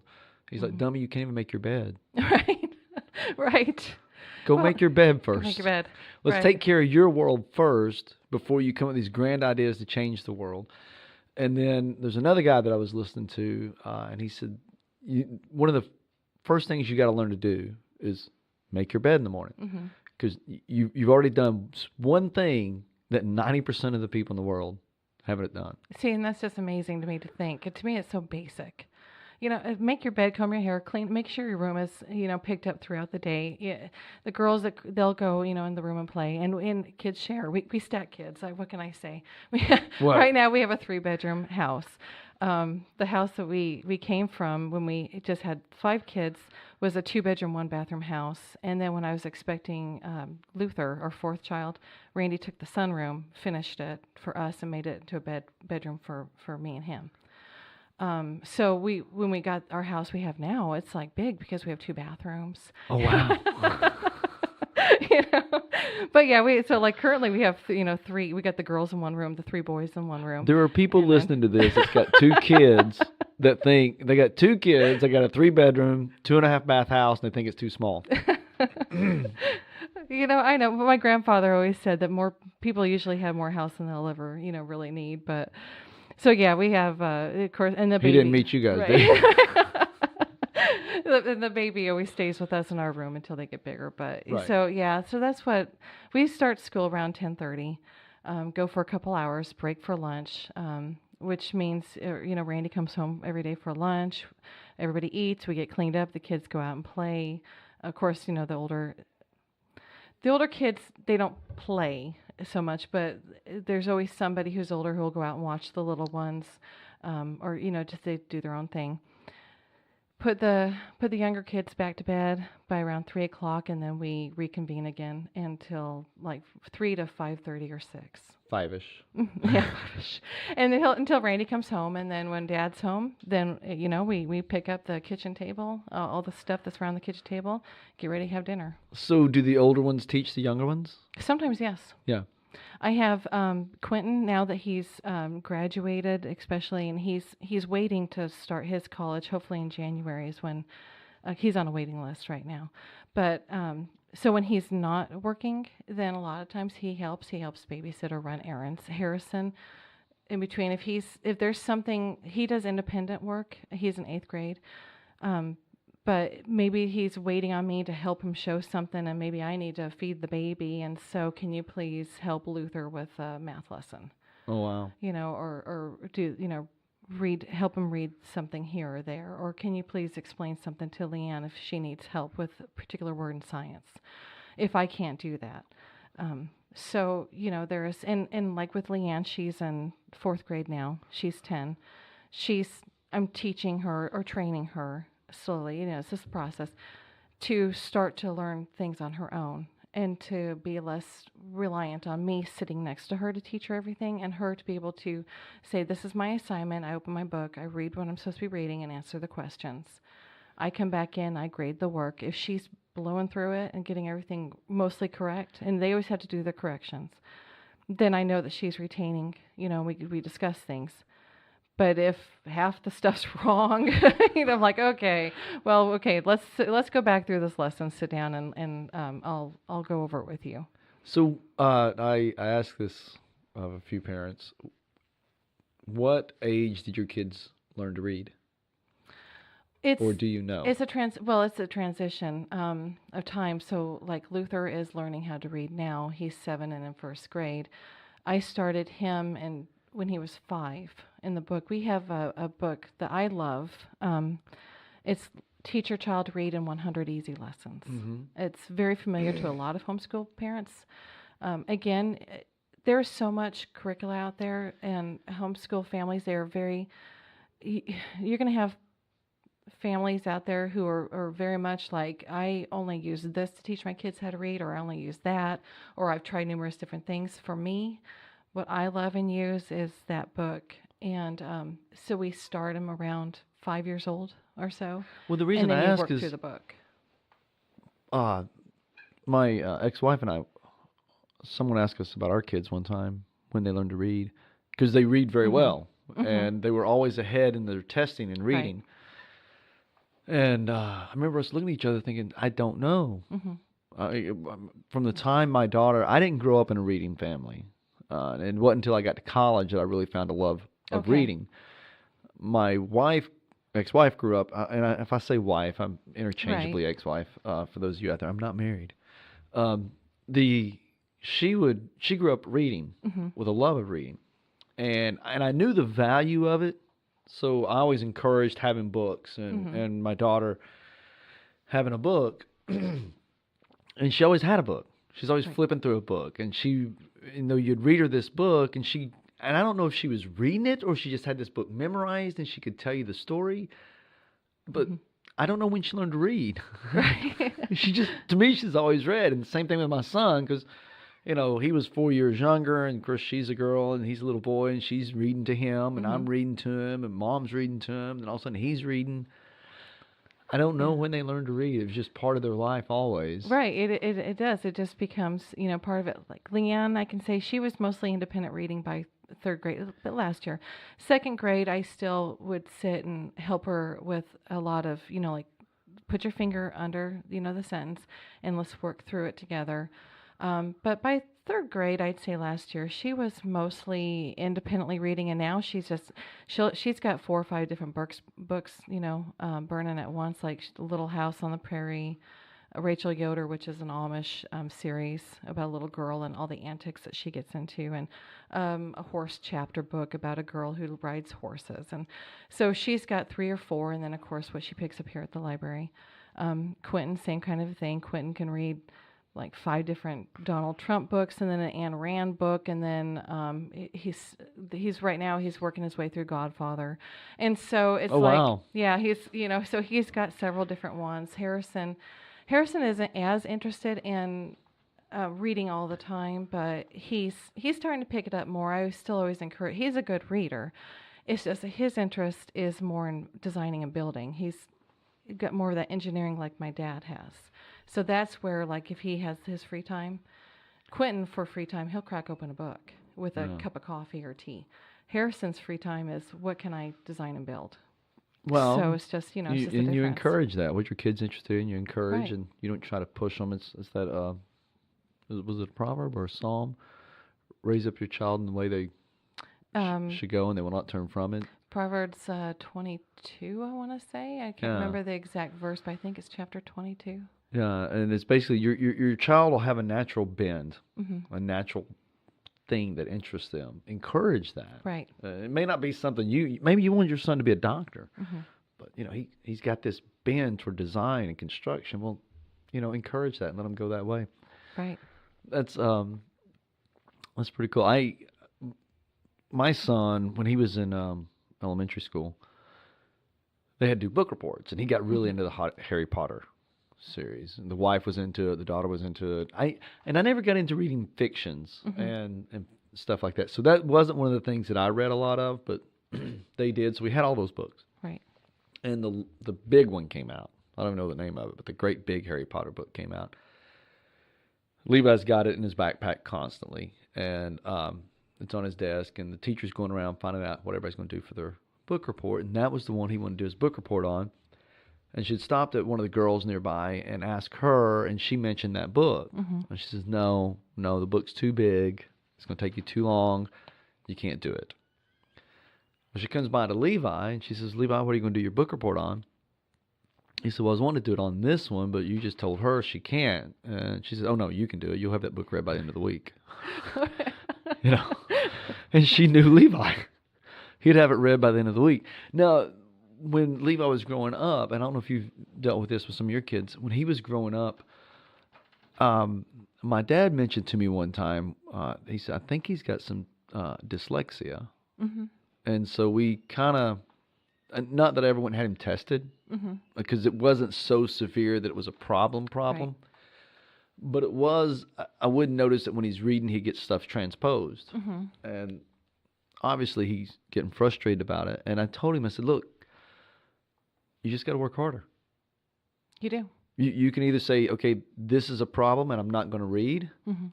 Or you can say, I value this reading and I'm going to work harder and I'm just going to have to deal with this and work harder at it. And you'll be better for it. And he did. Right. And thus, here he is in elementary school, one of the best readers in his class, even though he's got some dyslexia and he can deal with it. Right. But that's the same thing I told my daughter. You got a girl growing up in America, and everybody's like, well, she's a girl. And I told Kaylee, well, you're just going to have to work harder. Yeah, exactly. Well, and like with dyslexia, that runs in my family too. My father had it a lot. And in the 50s, growing up in the school, they just told him he was stupid. Right. The teacher, you can't read because the stuff's coming across the projection screen and you can't get those words out, so you're just stupid. Which we now know today is dyslexia. And when I'm really tired, it'll come out more. I tend to get things. When I was first married, I was cashiering at Kmart, and at the end of the day, if I was tired, I'm telling customers totals completely backwards. Thank goodness they're looking and they're laughing. Well, but, it came out for in the me kids. when I was doing construction. Right? When I'm doing construction, I would pull a measuring tape. They'd tell me, oh, yeah, it's 6 foot 3 inches. And all of a sudden I'd hand back this 3 foot 6 inch piece. Yes. Right. And that and ADD. ADD is not ADHD, but ADD is, again, my father, my sister, Quentin. I learned how to parent Quentin because of it's in the family, and my mother would give me tips. She'd say, you cannot tell him, go do this, this, and this, and this, and expect him to have it done. It has to be, go make your bed. And then when that's done, okay, now go do this. Okay, now go do this. And even to this day, it's it's not because they're not smart or not trying. I mean, Quentin is just wildly intelligent, but the simplest things sometimes and he can get distracted and then forget something or get something. Like if I send him to the grocery store, I will do it out of convenience for maybe a list of items, but I also do it knowing that there's a good chance that something's going to be Well, and if he's like messed up. me, which it sounds a lot like me, if you're going to send me to a grocery store for a list of items, write it down. Yeah, and I Don't do. tell me. Yeah, I mean it's got to be very, very straightforward, and so yeah, I mean Unless you're sending me for a gallon of milk. right, or I But can tell me one item. so one item. Yeah. But my boss at work, my previous boss, she would come in. She said, "Well, we got to do this, we got to do this," and she's got all these projects, and some of them's like months down the road, and she's talking about these projects. And I finally stopped her and said, "Carol, stop. What do you want me to get done today?" And then she, "Oh, no, okay. What's the one thing you want me to get done right now?" Right. And well, I want this. Okay, that I'll go do, Right. and then I'll come back. Okay, now what's your priority? But Right. she was so scatterbrained. I mean, it's just like she puts all this stuff out there, and if it's very easy to get overwhelmed thinking they want all this is a priority, which I hate the word priorities. The word priorities isn't even a word. I mean, it's like we made it up in the 20th century. Priority by definition is one thing. Yeah, like or the one thing. You ever read that book by Gary Keller? Uh-uh. I'll have to get that to you. I've got that book at home. It's called The One Thing. And Gary Keller started, him and his partner started Keller Williams, a real estate company. Oh, okay. And very successful, blew up, Right. became very successful. He's got a book out called The One Thing. And what it was, they were teaching realtors. And you can imagine, well, you know what it is, running your own business. You got 1,000 things that you got to get done. And what he would say is, write down the one thing that's going to knock over the most dominoes. Do that first. Right. Makes sense. And then go to the next one thing. But he said a lot of people write down their priorities. Just get rid of that word. What's your one priority for today? Right. And let's get that done. Which is something that I try to live by, and that's what I try to do at work. But it was funny. I've been meaning to bring this up or tell you this story. My aunt was down at Randy's shop one day, and she was frustrated with her granddaughter, who's a teenager. Okay. And everything was going on, and she was just frustrated. And she says, "Well, you got kids, don't you?" He said, "Yeah." How old? And he mentioned Quentin's age. I guess Quentin was 18 at the time. He's 18, right? Yeah. Because it was summer. She goes, "Well, then you understand, blah, blah, blah. What's he doing? How's he?" He said, "He's in there working." She's like, "Oh." And I'm like, you're talking to the wrong guy. He's not going to empathize with you because he kind of believes that your kids are your own fault. Quentin's in there. That's mean. But yeah, I But get it's what you're true. saying. Yeah, and it is true. I mean, To an extent, your Yeah. kids are your own fault. right, and I know that like we parent differently, or we just live our lives differently than what the mainstream is for today, or what they consider normal for today. Just Randy and I are just very traditional. I'm consider myself the ultimate feminist. I do exactly what I want to do, and I don't do what I want to do. I'm the spiritual leader of our house. It's not that Randy's not, Christian or anything at all. But if we relied on Dad to make sure the family went to church, it just wasn't happening. It's not going to happen because his focus is on, taking care of the family and just in the fundamental way of like making sure we have a roof over our head, food on the table, that kind of stuff. Exactly. That's his defined role, is caring for his family in that way. My defined role is the nurturing part of it, making sure that the house is a home. Everybody's got clean clothes, the kids are educated, and we go to church on Sunday. Put a foot up somebody's rear end when it needs to be, and if that doesn't work, then you call him reinforcement, which is just Dad. That's right. we laugh because back when we were in Colorado, when he came home to work, he would always say, "If I have to come in here because I hear your mother yelling at you," So, so we're very much in that regard. It's kind of like, I don't know what you did, but I don't want to listen to this. So somebody's gonna.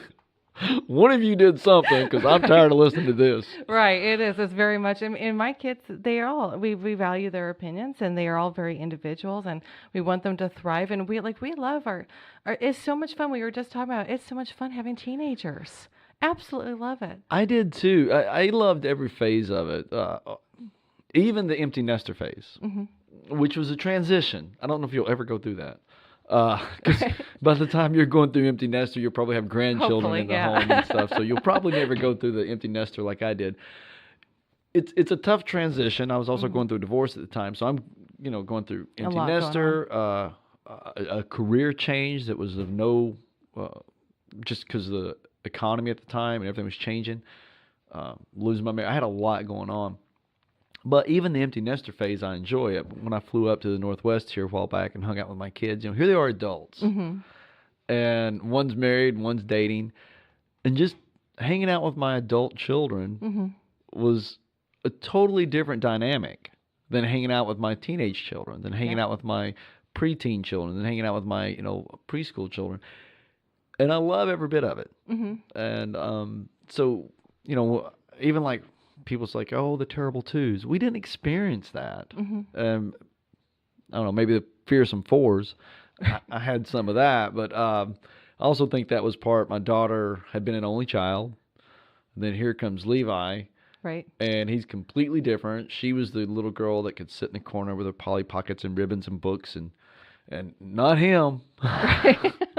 He's climbing something. He's jumping off something. He's tackling something. And that, to her, that was like... The ultimate irritation. The ultimate irritation.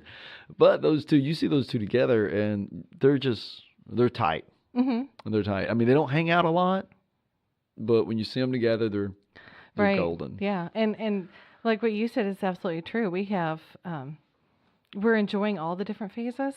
Well, and you kind of have to. We kind of have to. Well, and I feel blessed just because we're getting it all at once. George, my goodness, he's just like this cuddly little teddy bear. Randy was squishing on him just the other night and said, oh, stay this size. Right. Because he's just so cute and squishy and fat and sweet.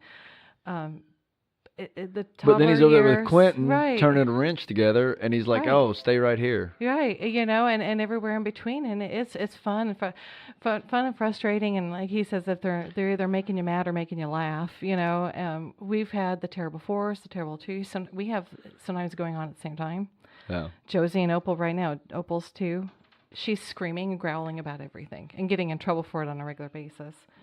Whereas Josie turned 4 and she used to be really, really sweet. Now she's something happened, like a switch flipped, and so we're trying to train her back around. But it's all good. I mean, we're a very free and fun-loving family, very opinionated. The kids always know that they can express their opinions and their thoughts. It has to be respectful. We have lines that we just don't cross, you Right. know, and like as far as parenting goes. And Quentin, it being 18, he's graduated, and it's been a tough summer as far as with growing, with him, growing pains. He's ready to spread his wings and fly, and yet at the same time, he's not ready to spread his wings and fly. So he's in this horrible place in his life that he can't see out of, that we've been there, and we can come back and see. See, that's why I think that perspective. either college or the military is sometimes a good transition, because although you're on your own, you're really not on your own, Right. and you've got these safety nets there to help guide you. A young man that I knew in the Pacific Northwest, I mean, if you were to meet him 2 years ago, you'd be like, oh, God, this kid's going nowhere. This kid, The failure to launch. yeah, this kid is just he's gonna be in the basement or the garage or in his car. He joins the military. And there were a lot of people saying, oh, he's never going to make it. And me, knowing the military, I know it really comes down to you and your mindset. And if he goes in there with this lackadaisical mindset that he's got and this disrespectful mindset toward authority that he's got, he's going to have a lot of problems. But he may go in there and find out, I better get my act together because I'm getting his foot up my hind end, like you say. And all of a sudden he gets his act together. Well, that's what he did. And Right. this is a completely different man now. Right. Completely different guy. And but he has that guidance and that right there. So I think with Quentin starting college and being able to do those things, finding that freedom, Yeah. but still got that guidance over here, it'll be good for him. It'll be a good Exactly. transition. It is, and with him, he's so ambitious. He's ready to have, he wants to do it all. He wants to help with the business. He wants to, get out there on his own and do everything. And so he's just in this frustrating place for himself where if he could have his own place and be on his own, he would. He's just he's not quite ready. Like even financially, we're just, just bear with us. It's just a short amount of time. But just remember, you're 18. I don't have to let you live here anymore. That's right. I don't have to feed you legally anymore, okay? So This is out of the kindness of my heart. Well, that was one of the things that when my kids, I don't know how young your kids were or what age, if you have a certain rule on when you allow them to have cell phones. And cell phones weren't as prevalent with my kids when they were coming up. They were just coming around. And so I was getting my kids cell phones. And I got frustrated one day because I'm texting or calling. I'm not getting responses. Mm-hmm. So I basically set them down when we got home and said, let me make something abundantly clear. That phone is for my convenience, Right. not yours. Not yours. Now, when you start paying for that phone, we can have a different discussion. Mm-hmm. And from that point on, I mean, there was a couple of things where I had to prove that it was for my convenience, not theirs. But after that, if I call or text, I get a response. I Right. get if you're at school, but as soon as you get a chance, you get back to me. Right. Now, the moment, pretty much, they started paying for their own cell phones, I don't get nothing. I will text my kids.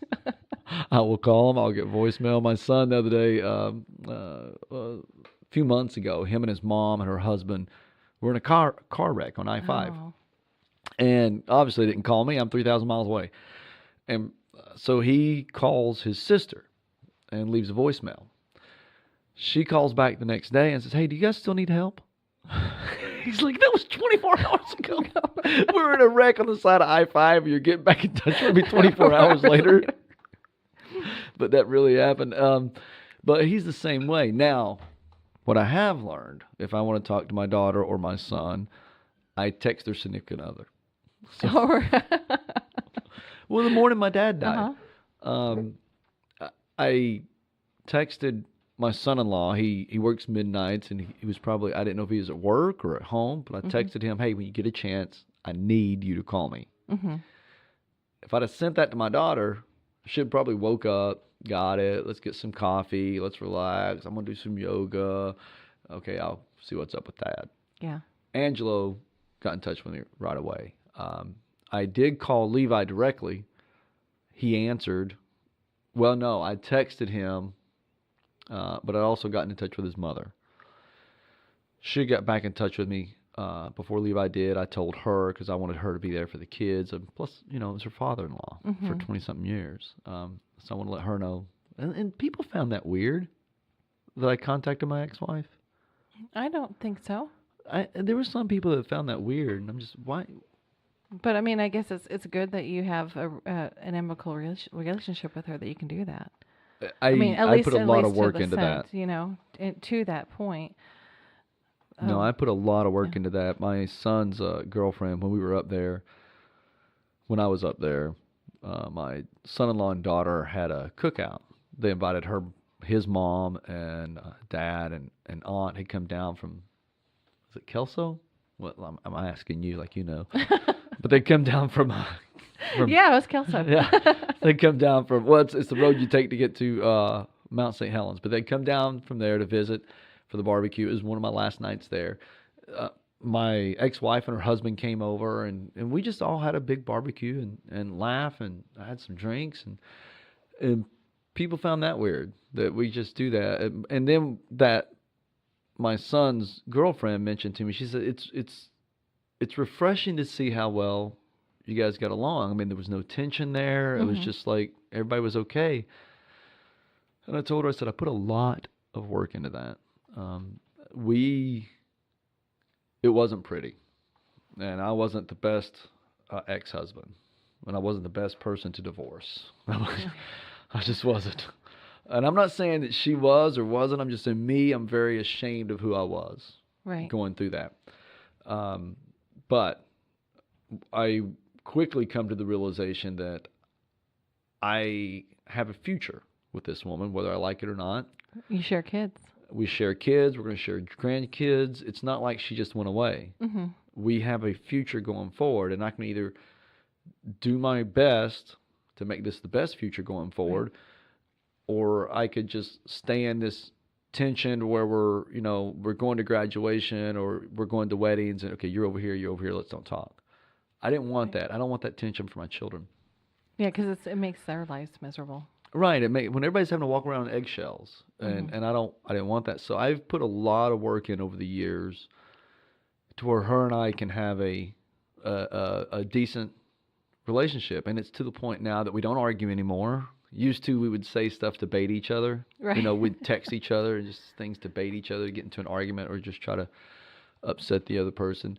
And now when I feel like I've said something that maybe she's taken that way, I'm very quick to say, "Whoa, I didn't mean that," and I try to explain myself. I don't over explain myself. I don't overly apologize for things I didn't do. But we've had that conversation, and I've also found out that not every woman I've gone out with, but some women find it maybe intimidating that her and I communicate as much as we do. Okay, yeah. And I'm like, I don't know why you find it intimidating. She's 3,000 miles away and married. Probably just threatening in the sense that they think that maybe you might be on the path to getting back together. Right, so or maybe you relationship. still secretly love her, or maybe, and well, because people can be threatened, as I guess you could say, or jealous of a relationship they have with somebody who their partner is deceased. Right.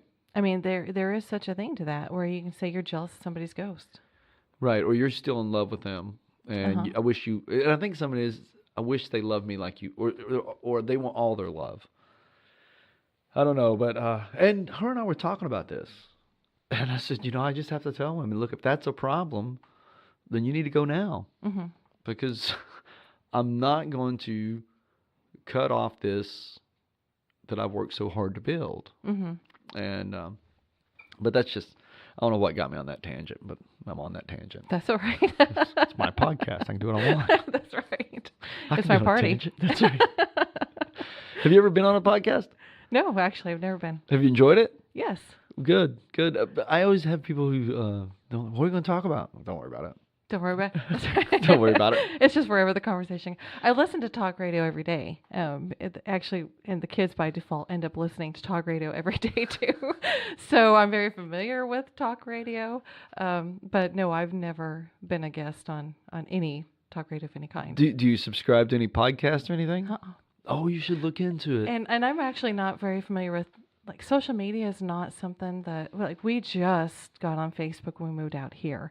We don't do Twitter, Instagram, anything like that. We're not stuck under a rock by any means, but yeah, I'm still finding out so much of this stuff. I'm still trying to figure out how to work my cell phone half the time. So you did a live video for WCMU News. We can't make this up.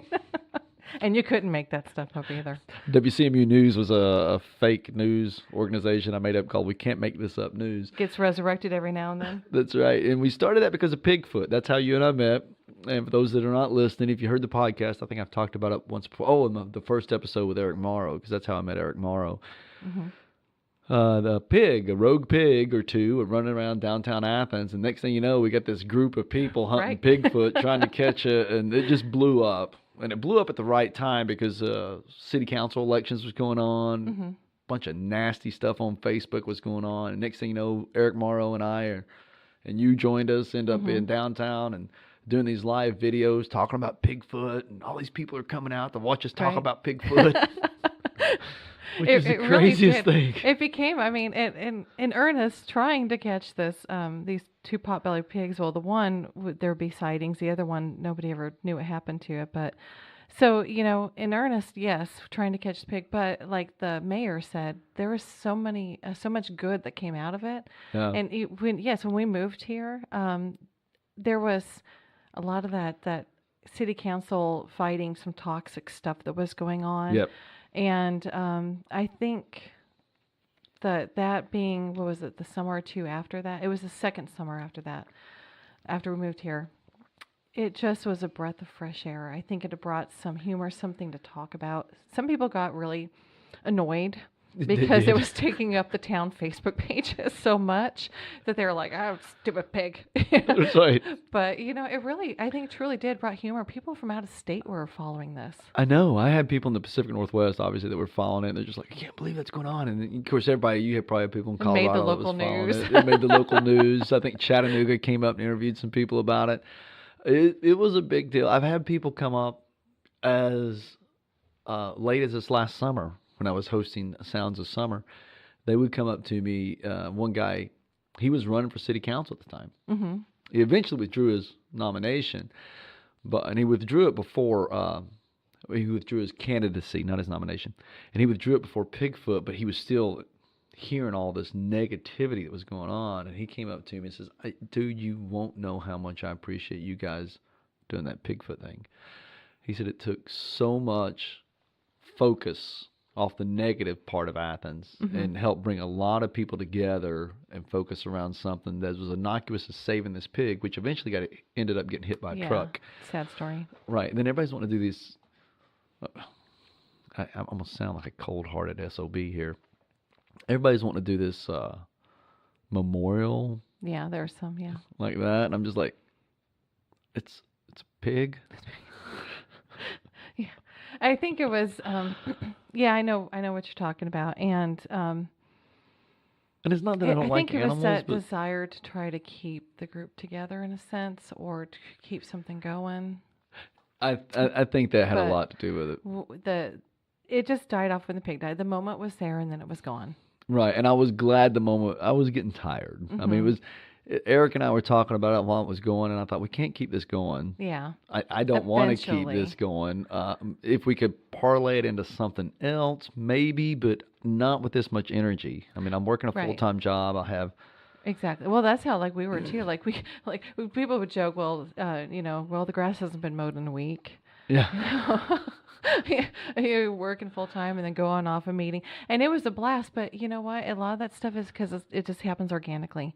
Rainey and I, we always kind of have this inner joke between us that it's the spontaneous things in life that end up being the most fun, or what usually works out. And a lot of times it's the stuff that's planned that doesn't work out so well. Right, and I think we ended it on a good way to end it. We had that final night. The rescue squad was there. The mayor was there. Chief of police from Inglewood was there. Yes. The city manager. I mean, there was people there. I got to meet a lot of people that otherwise, not that I wouldn't have met them. Mm-hmm. Well, you Eventually, especially because you're always out there interviewing and doing things. right. Well, I've begun doing that more and more. Yeah.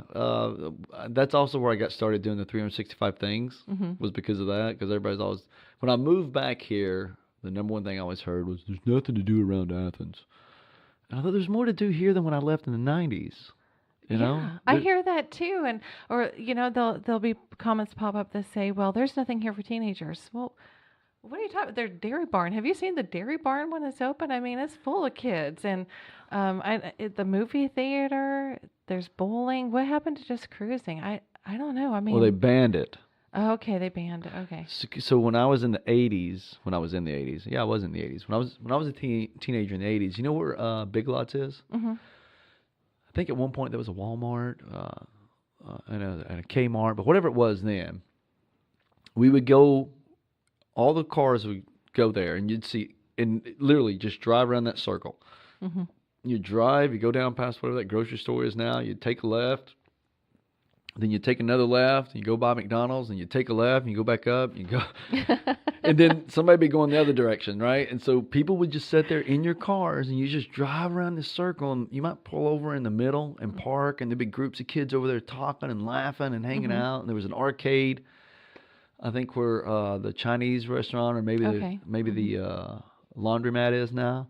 There was an arcade in there, so your kids being there playing, whatever the new arcade game was. And that's where everybody hung out. And Right. you'd have cars going up and down Decatur Pike and Congress Parkway too, but you'd eventually pull in there and everybody just cruised. And then somebody somewhere thought it was a horrible idea to allow a bunch of kids gather at the same place and hang out, and so they banned it, and cops started running them off, and so they can't do it anymore. Yeah, and that happens across the country.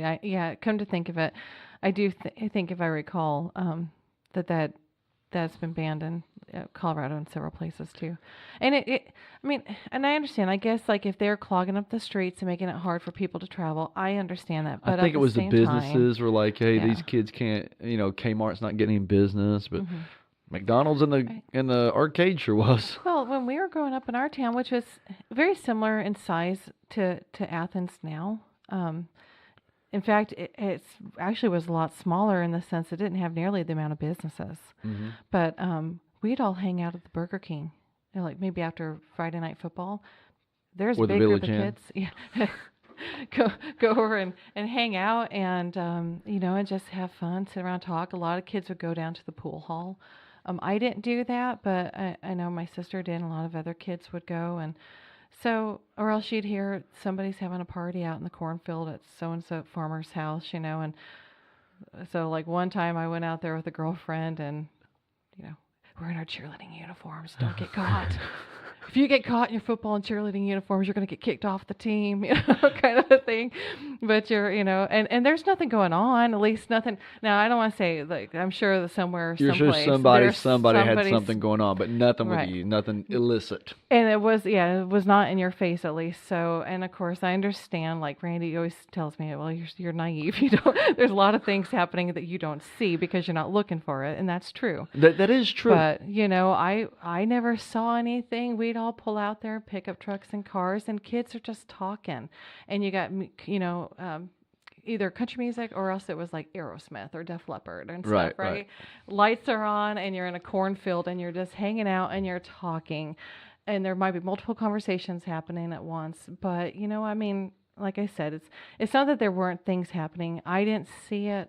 I wasn't a part of it. But, good, clean fun. Well, I spoke to the city manager last night and asked him if he'd be on the podcast. So maybe I'll ask him about getting rid of that ordinance that bans cruising. I've actually thought about doing seeing if I can get a permit and putting together just an old school cruising and see if all my guys from the 80s and 90s and stuff will all get together and just go out there and cruise. You get some Jackson Brown playing. Right. I thought maybe I can get like a couple of artists, set up a stage, have some music playing, people can just drive around and cruise. No, nothing. I don't get too structured because it wasn't structured. That was the beauty behind it. Well, that's just it. It's a spontaneous kind of those things that are kind of organically just sprung up. That's the stuff that makes it fun. When you're trying to plan that out and structure it and have it be like a chess piece, that's when it takes away a lot of that fun. See, and that's what I tell it took me forever to get this into my mom's head. And or other mothers' heads when their daughters are getting married, or even girls getting married. Now, my daughter, she's got my mentality. My mom wanted everything, and her mother-in-law, my daughter's future mother-in-law, and I don't know about my wife. I don't know how involved she was in the planning of this wedding, but they wanted everything planned down to the minute. Mm-hmm. Everything's got to be perfect. This has to be there. This has to be there. This has to be there. And my daughter was like, yeah, we're going to be there. We're going to get married around 4. Around 4.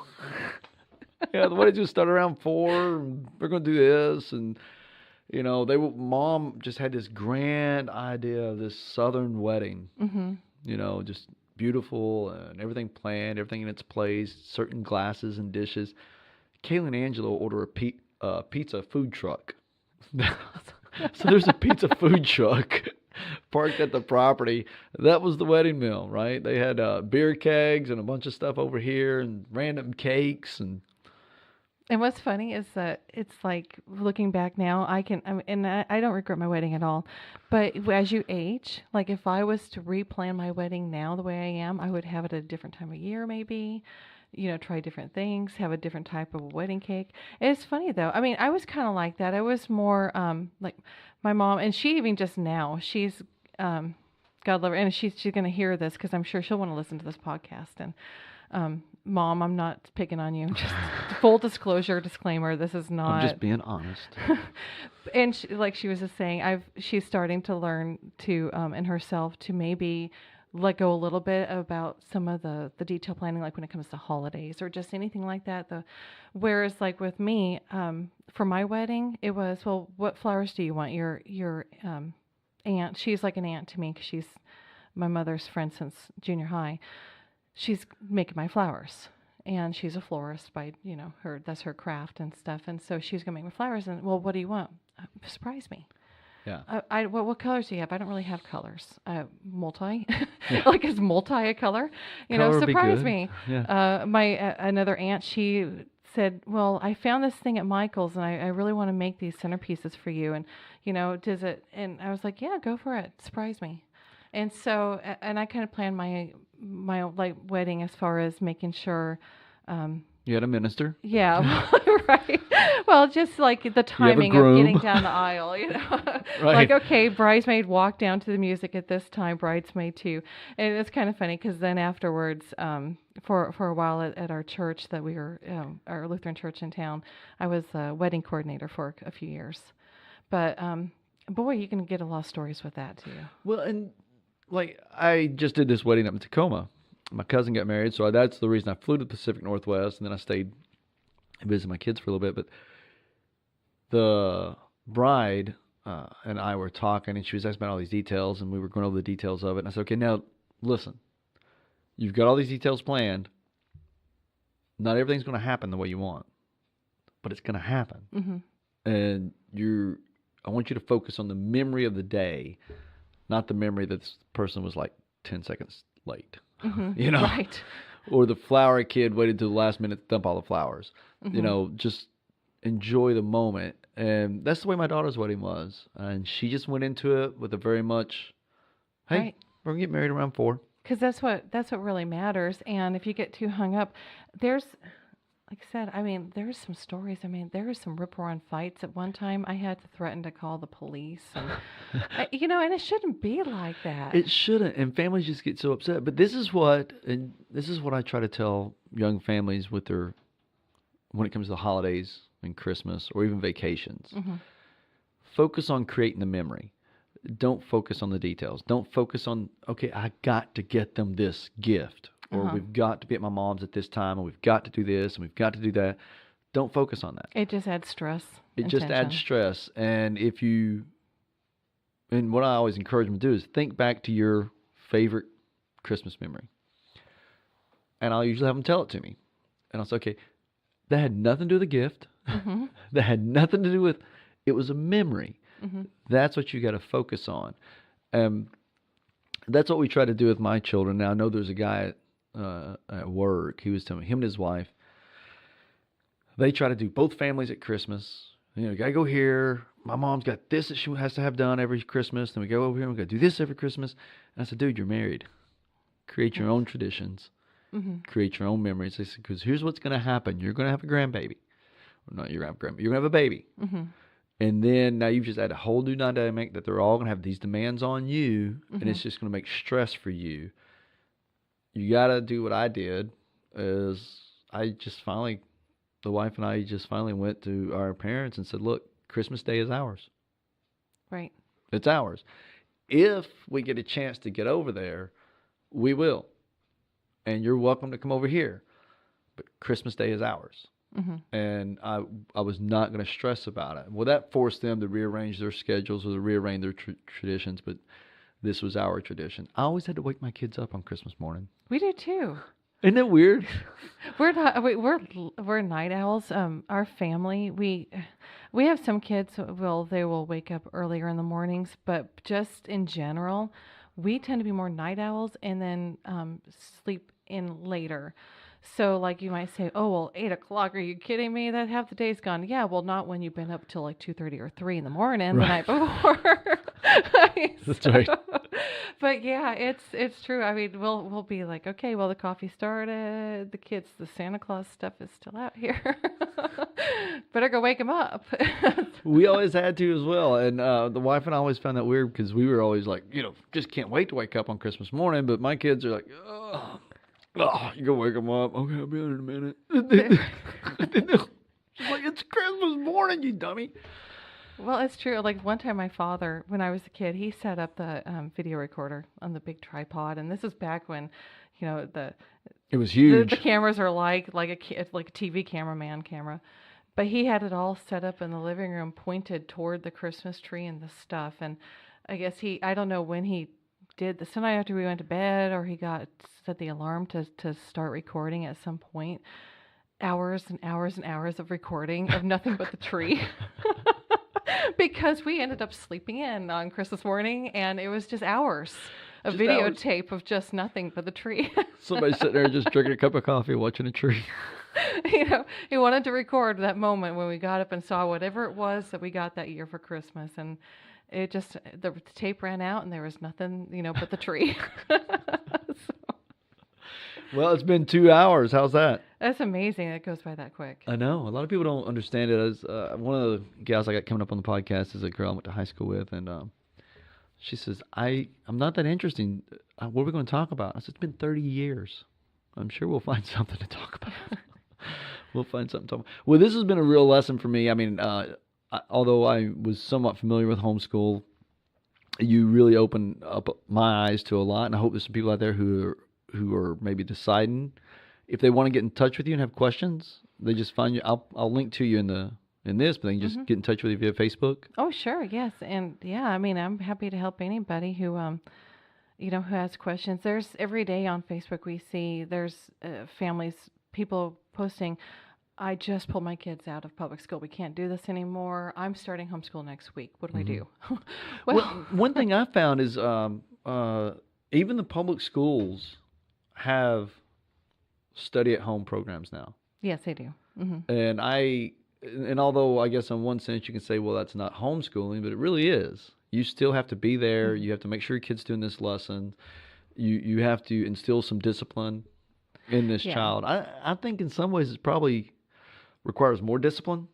Yeah, there's homeschool parents that traditional homeschool parents or people like it, where it's a lifestyle, like homeschooling is a lifestyle. Mm-hmm. Have very strong feelings about that. A lot of it has to do with just it's still government overreach or school overreach or the curriculum, because they're still getting the price per pupil on that. But yes, again, if it's something where this is what I don't want to be responsible for my child's education, like wholly responsible for it. I don't feel comfortable picking the curriculum. I don't feel comfortable without having the teacher there.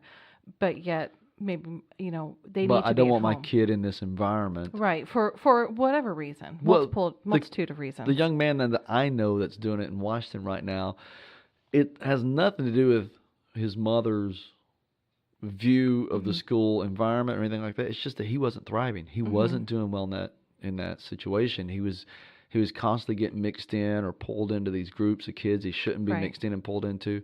He just was not thriving. He wasn't getting up. He wasn't going to school. He wasn't doing the work. Mm-hmm. Yeah, and if you don't want to take this is not going to sound negative, and I don't mean it to. If you're not comfortable or you don't desire to be fully 100% responsible for your children's education, and that is a life change, then that is a good alternative for you if you don't want them there in the classroom or, dealing with whatever it is that's going on. And you may not have the funds to put them in a private school. Oh, yeah. I mean, that's another reason why we did. Is because we just, don't have the money to do that, even if we wanted to. But it's a lifestyle. Homeschooling in itself is a lifestyle. Right. And because it encompasses, the whole family is shaped by it. So, yeah, it is. It changes just how when a lot of folks now coming in, they're using it as an alternative for school. Again, there's a lot of really strong feelings about that. With traditional homeschool families have been in this for years and years, or generational homeschoolers, because it's, I guess, like I said, diluting some of the way that it's always been. On the other hand, I say, well, you have more parents at home now because there has to be somebody at home teaching these children. Right. And I'm a big believer in having a parent at home. Well, and I am too. And I ended up with a parent at home by default because we couldn't afford childcare. Mm-hmm. And we lived right next to an elementary school. And as soon as the elementary school teachers found out that she was at home, next thing you know, hey, can you watch my kids? And so she's earning more money, if you count the money we're saving from childcare, mm-hmm. and then the money she's making off of that. And the beauty behind it was that she had the same schedule as the school. Uh-huh. So when, the kids were out for spring break, she was off for spring break. Right. Yeah. It was beautiful. She loved that. And one of the things that she told me one time, she said, because somebody said, how do you deal with that many kids that you're watching during the day? Mm-hmm. She said, it's a lot easier to watch 4 or 5 kids than it is to watch 2.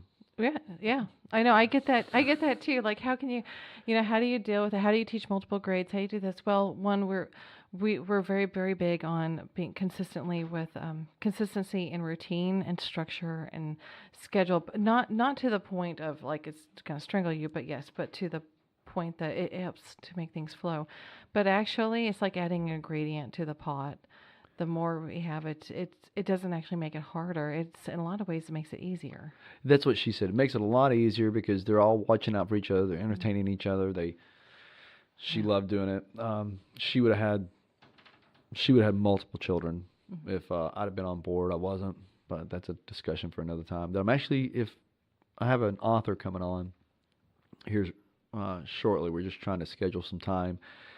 I'll tell that story then as to why I became not on board with having multiple kids. But thank you. And if they want to get in touch with you, just look it up on Facebook. Like I said, I'm going to tag you on here.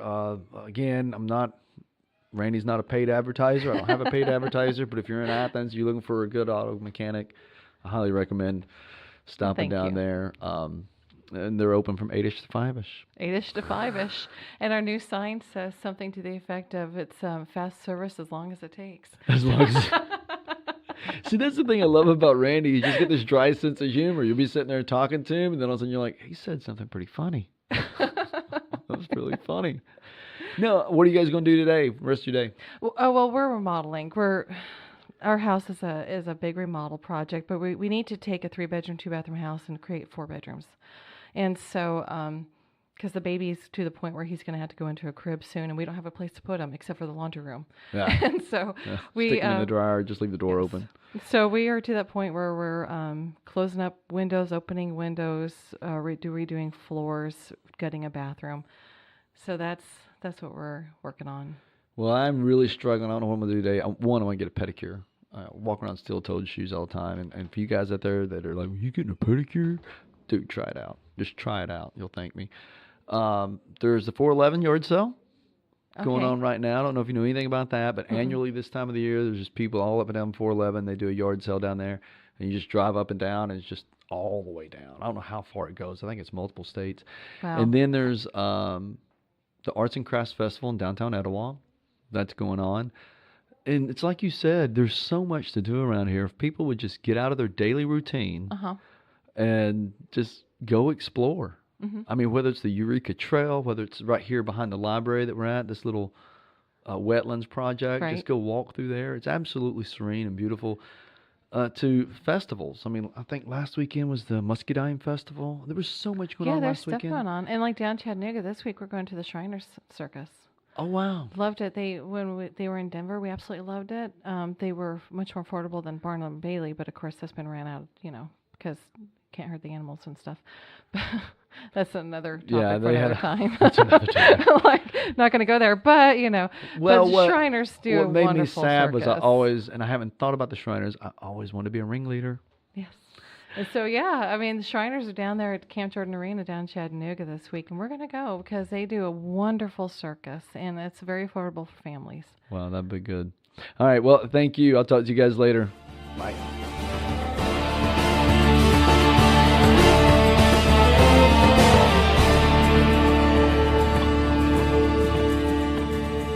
Well, there you have it. Kelly Kaus, right. 7 kids, homeschoolers, stay-at-home mom. They have a business that they're running. You talk about a family that is busy and on the move. That's them. Well, if you've enjoyed this podcast, I hope you will go and like it. Be sure to subscribe in your podcast player. That way you'll get a notification every time there's a new one. Also, leave me a comment. If you know somebody out there, maybe an author or someone that's out there that you think would be great to sit down and just do a live face-to-face conversation. Can you tell my voice is tired? If you know someone who'd be willing to just sit down and do a live conversation, I would love to just sit down and meet them. I'm currently trying to schedule a couple of more. An attorney that I've got coming up, he's going to be great. We're going to sit down and record that on the 20th. He's also writing a book. And on top of that, which is weird, I know this is weird, he's funny. I mean, this guy is extremely funny, so I can't wait to sit down and share that episode with you. All right, my friends, peace, have fun, be good to one another.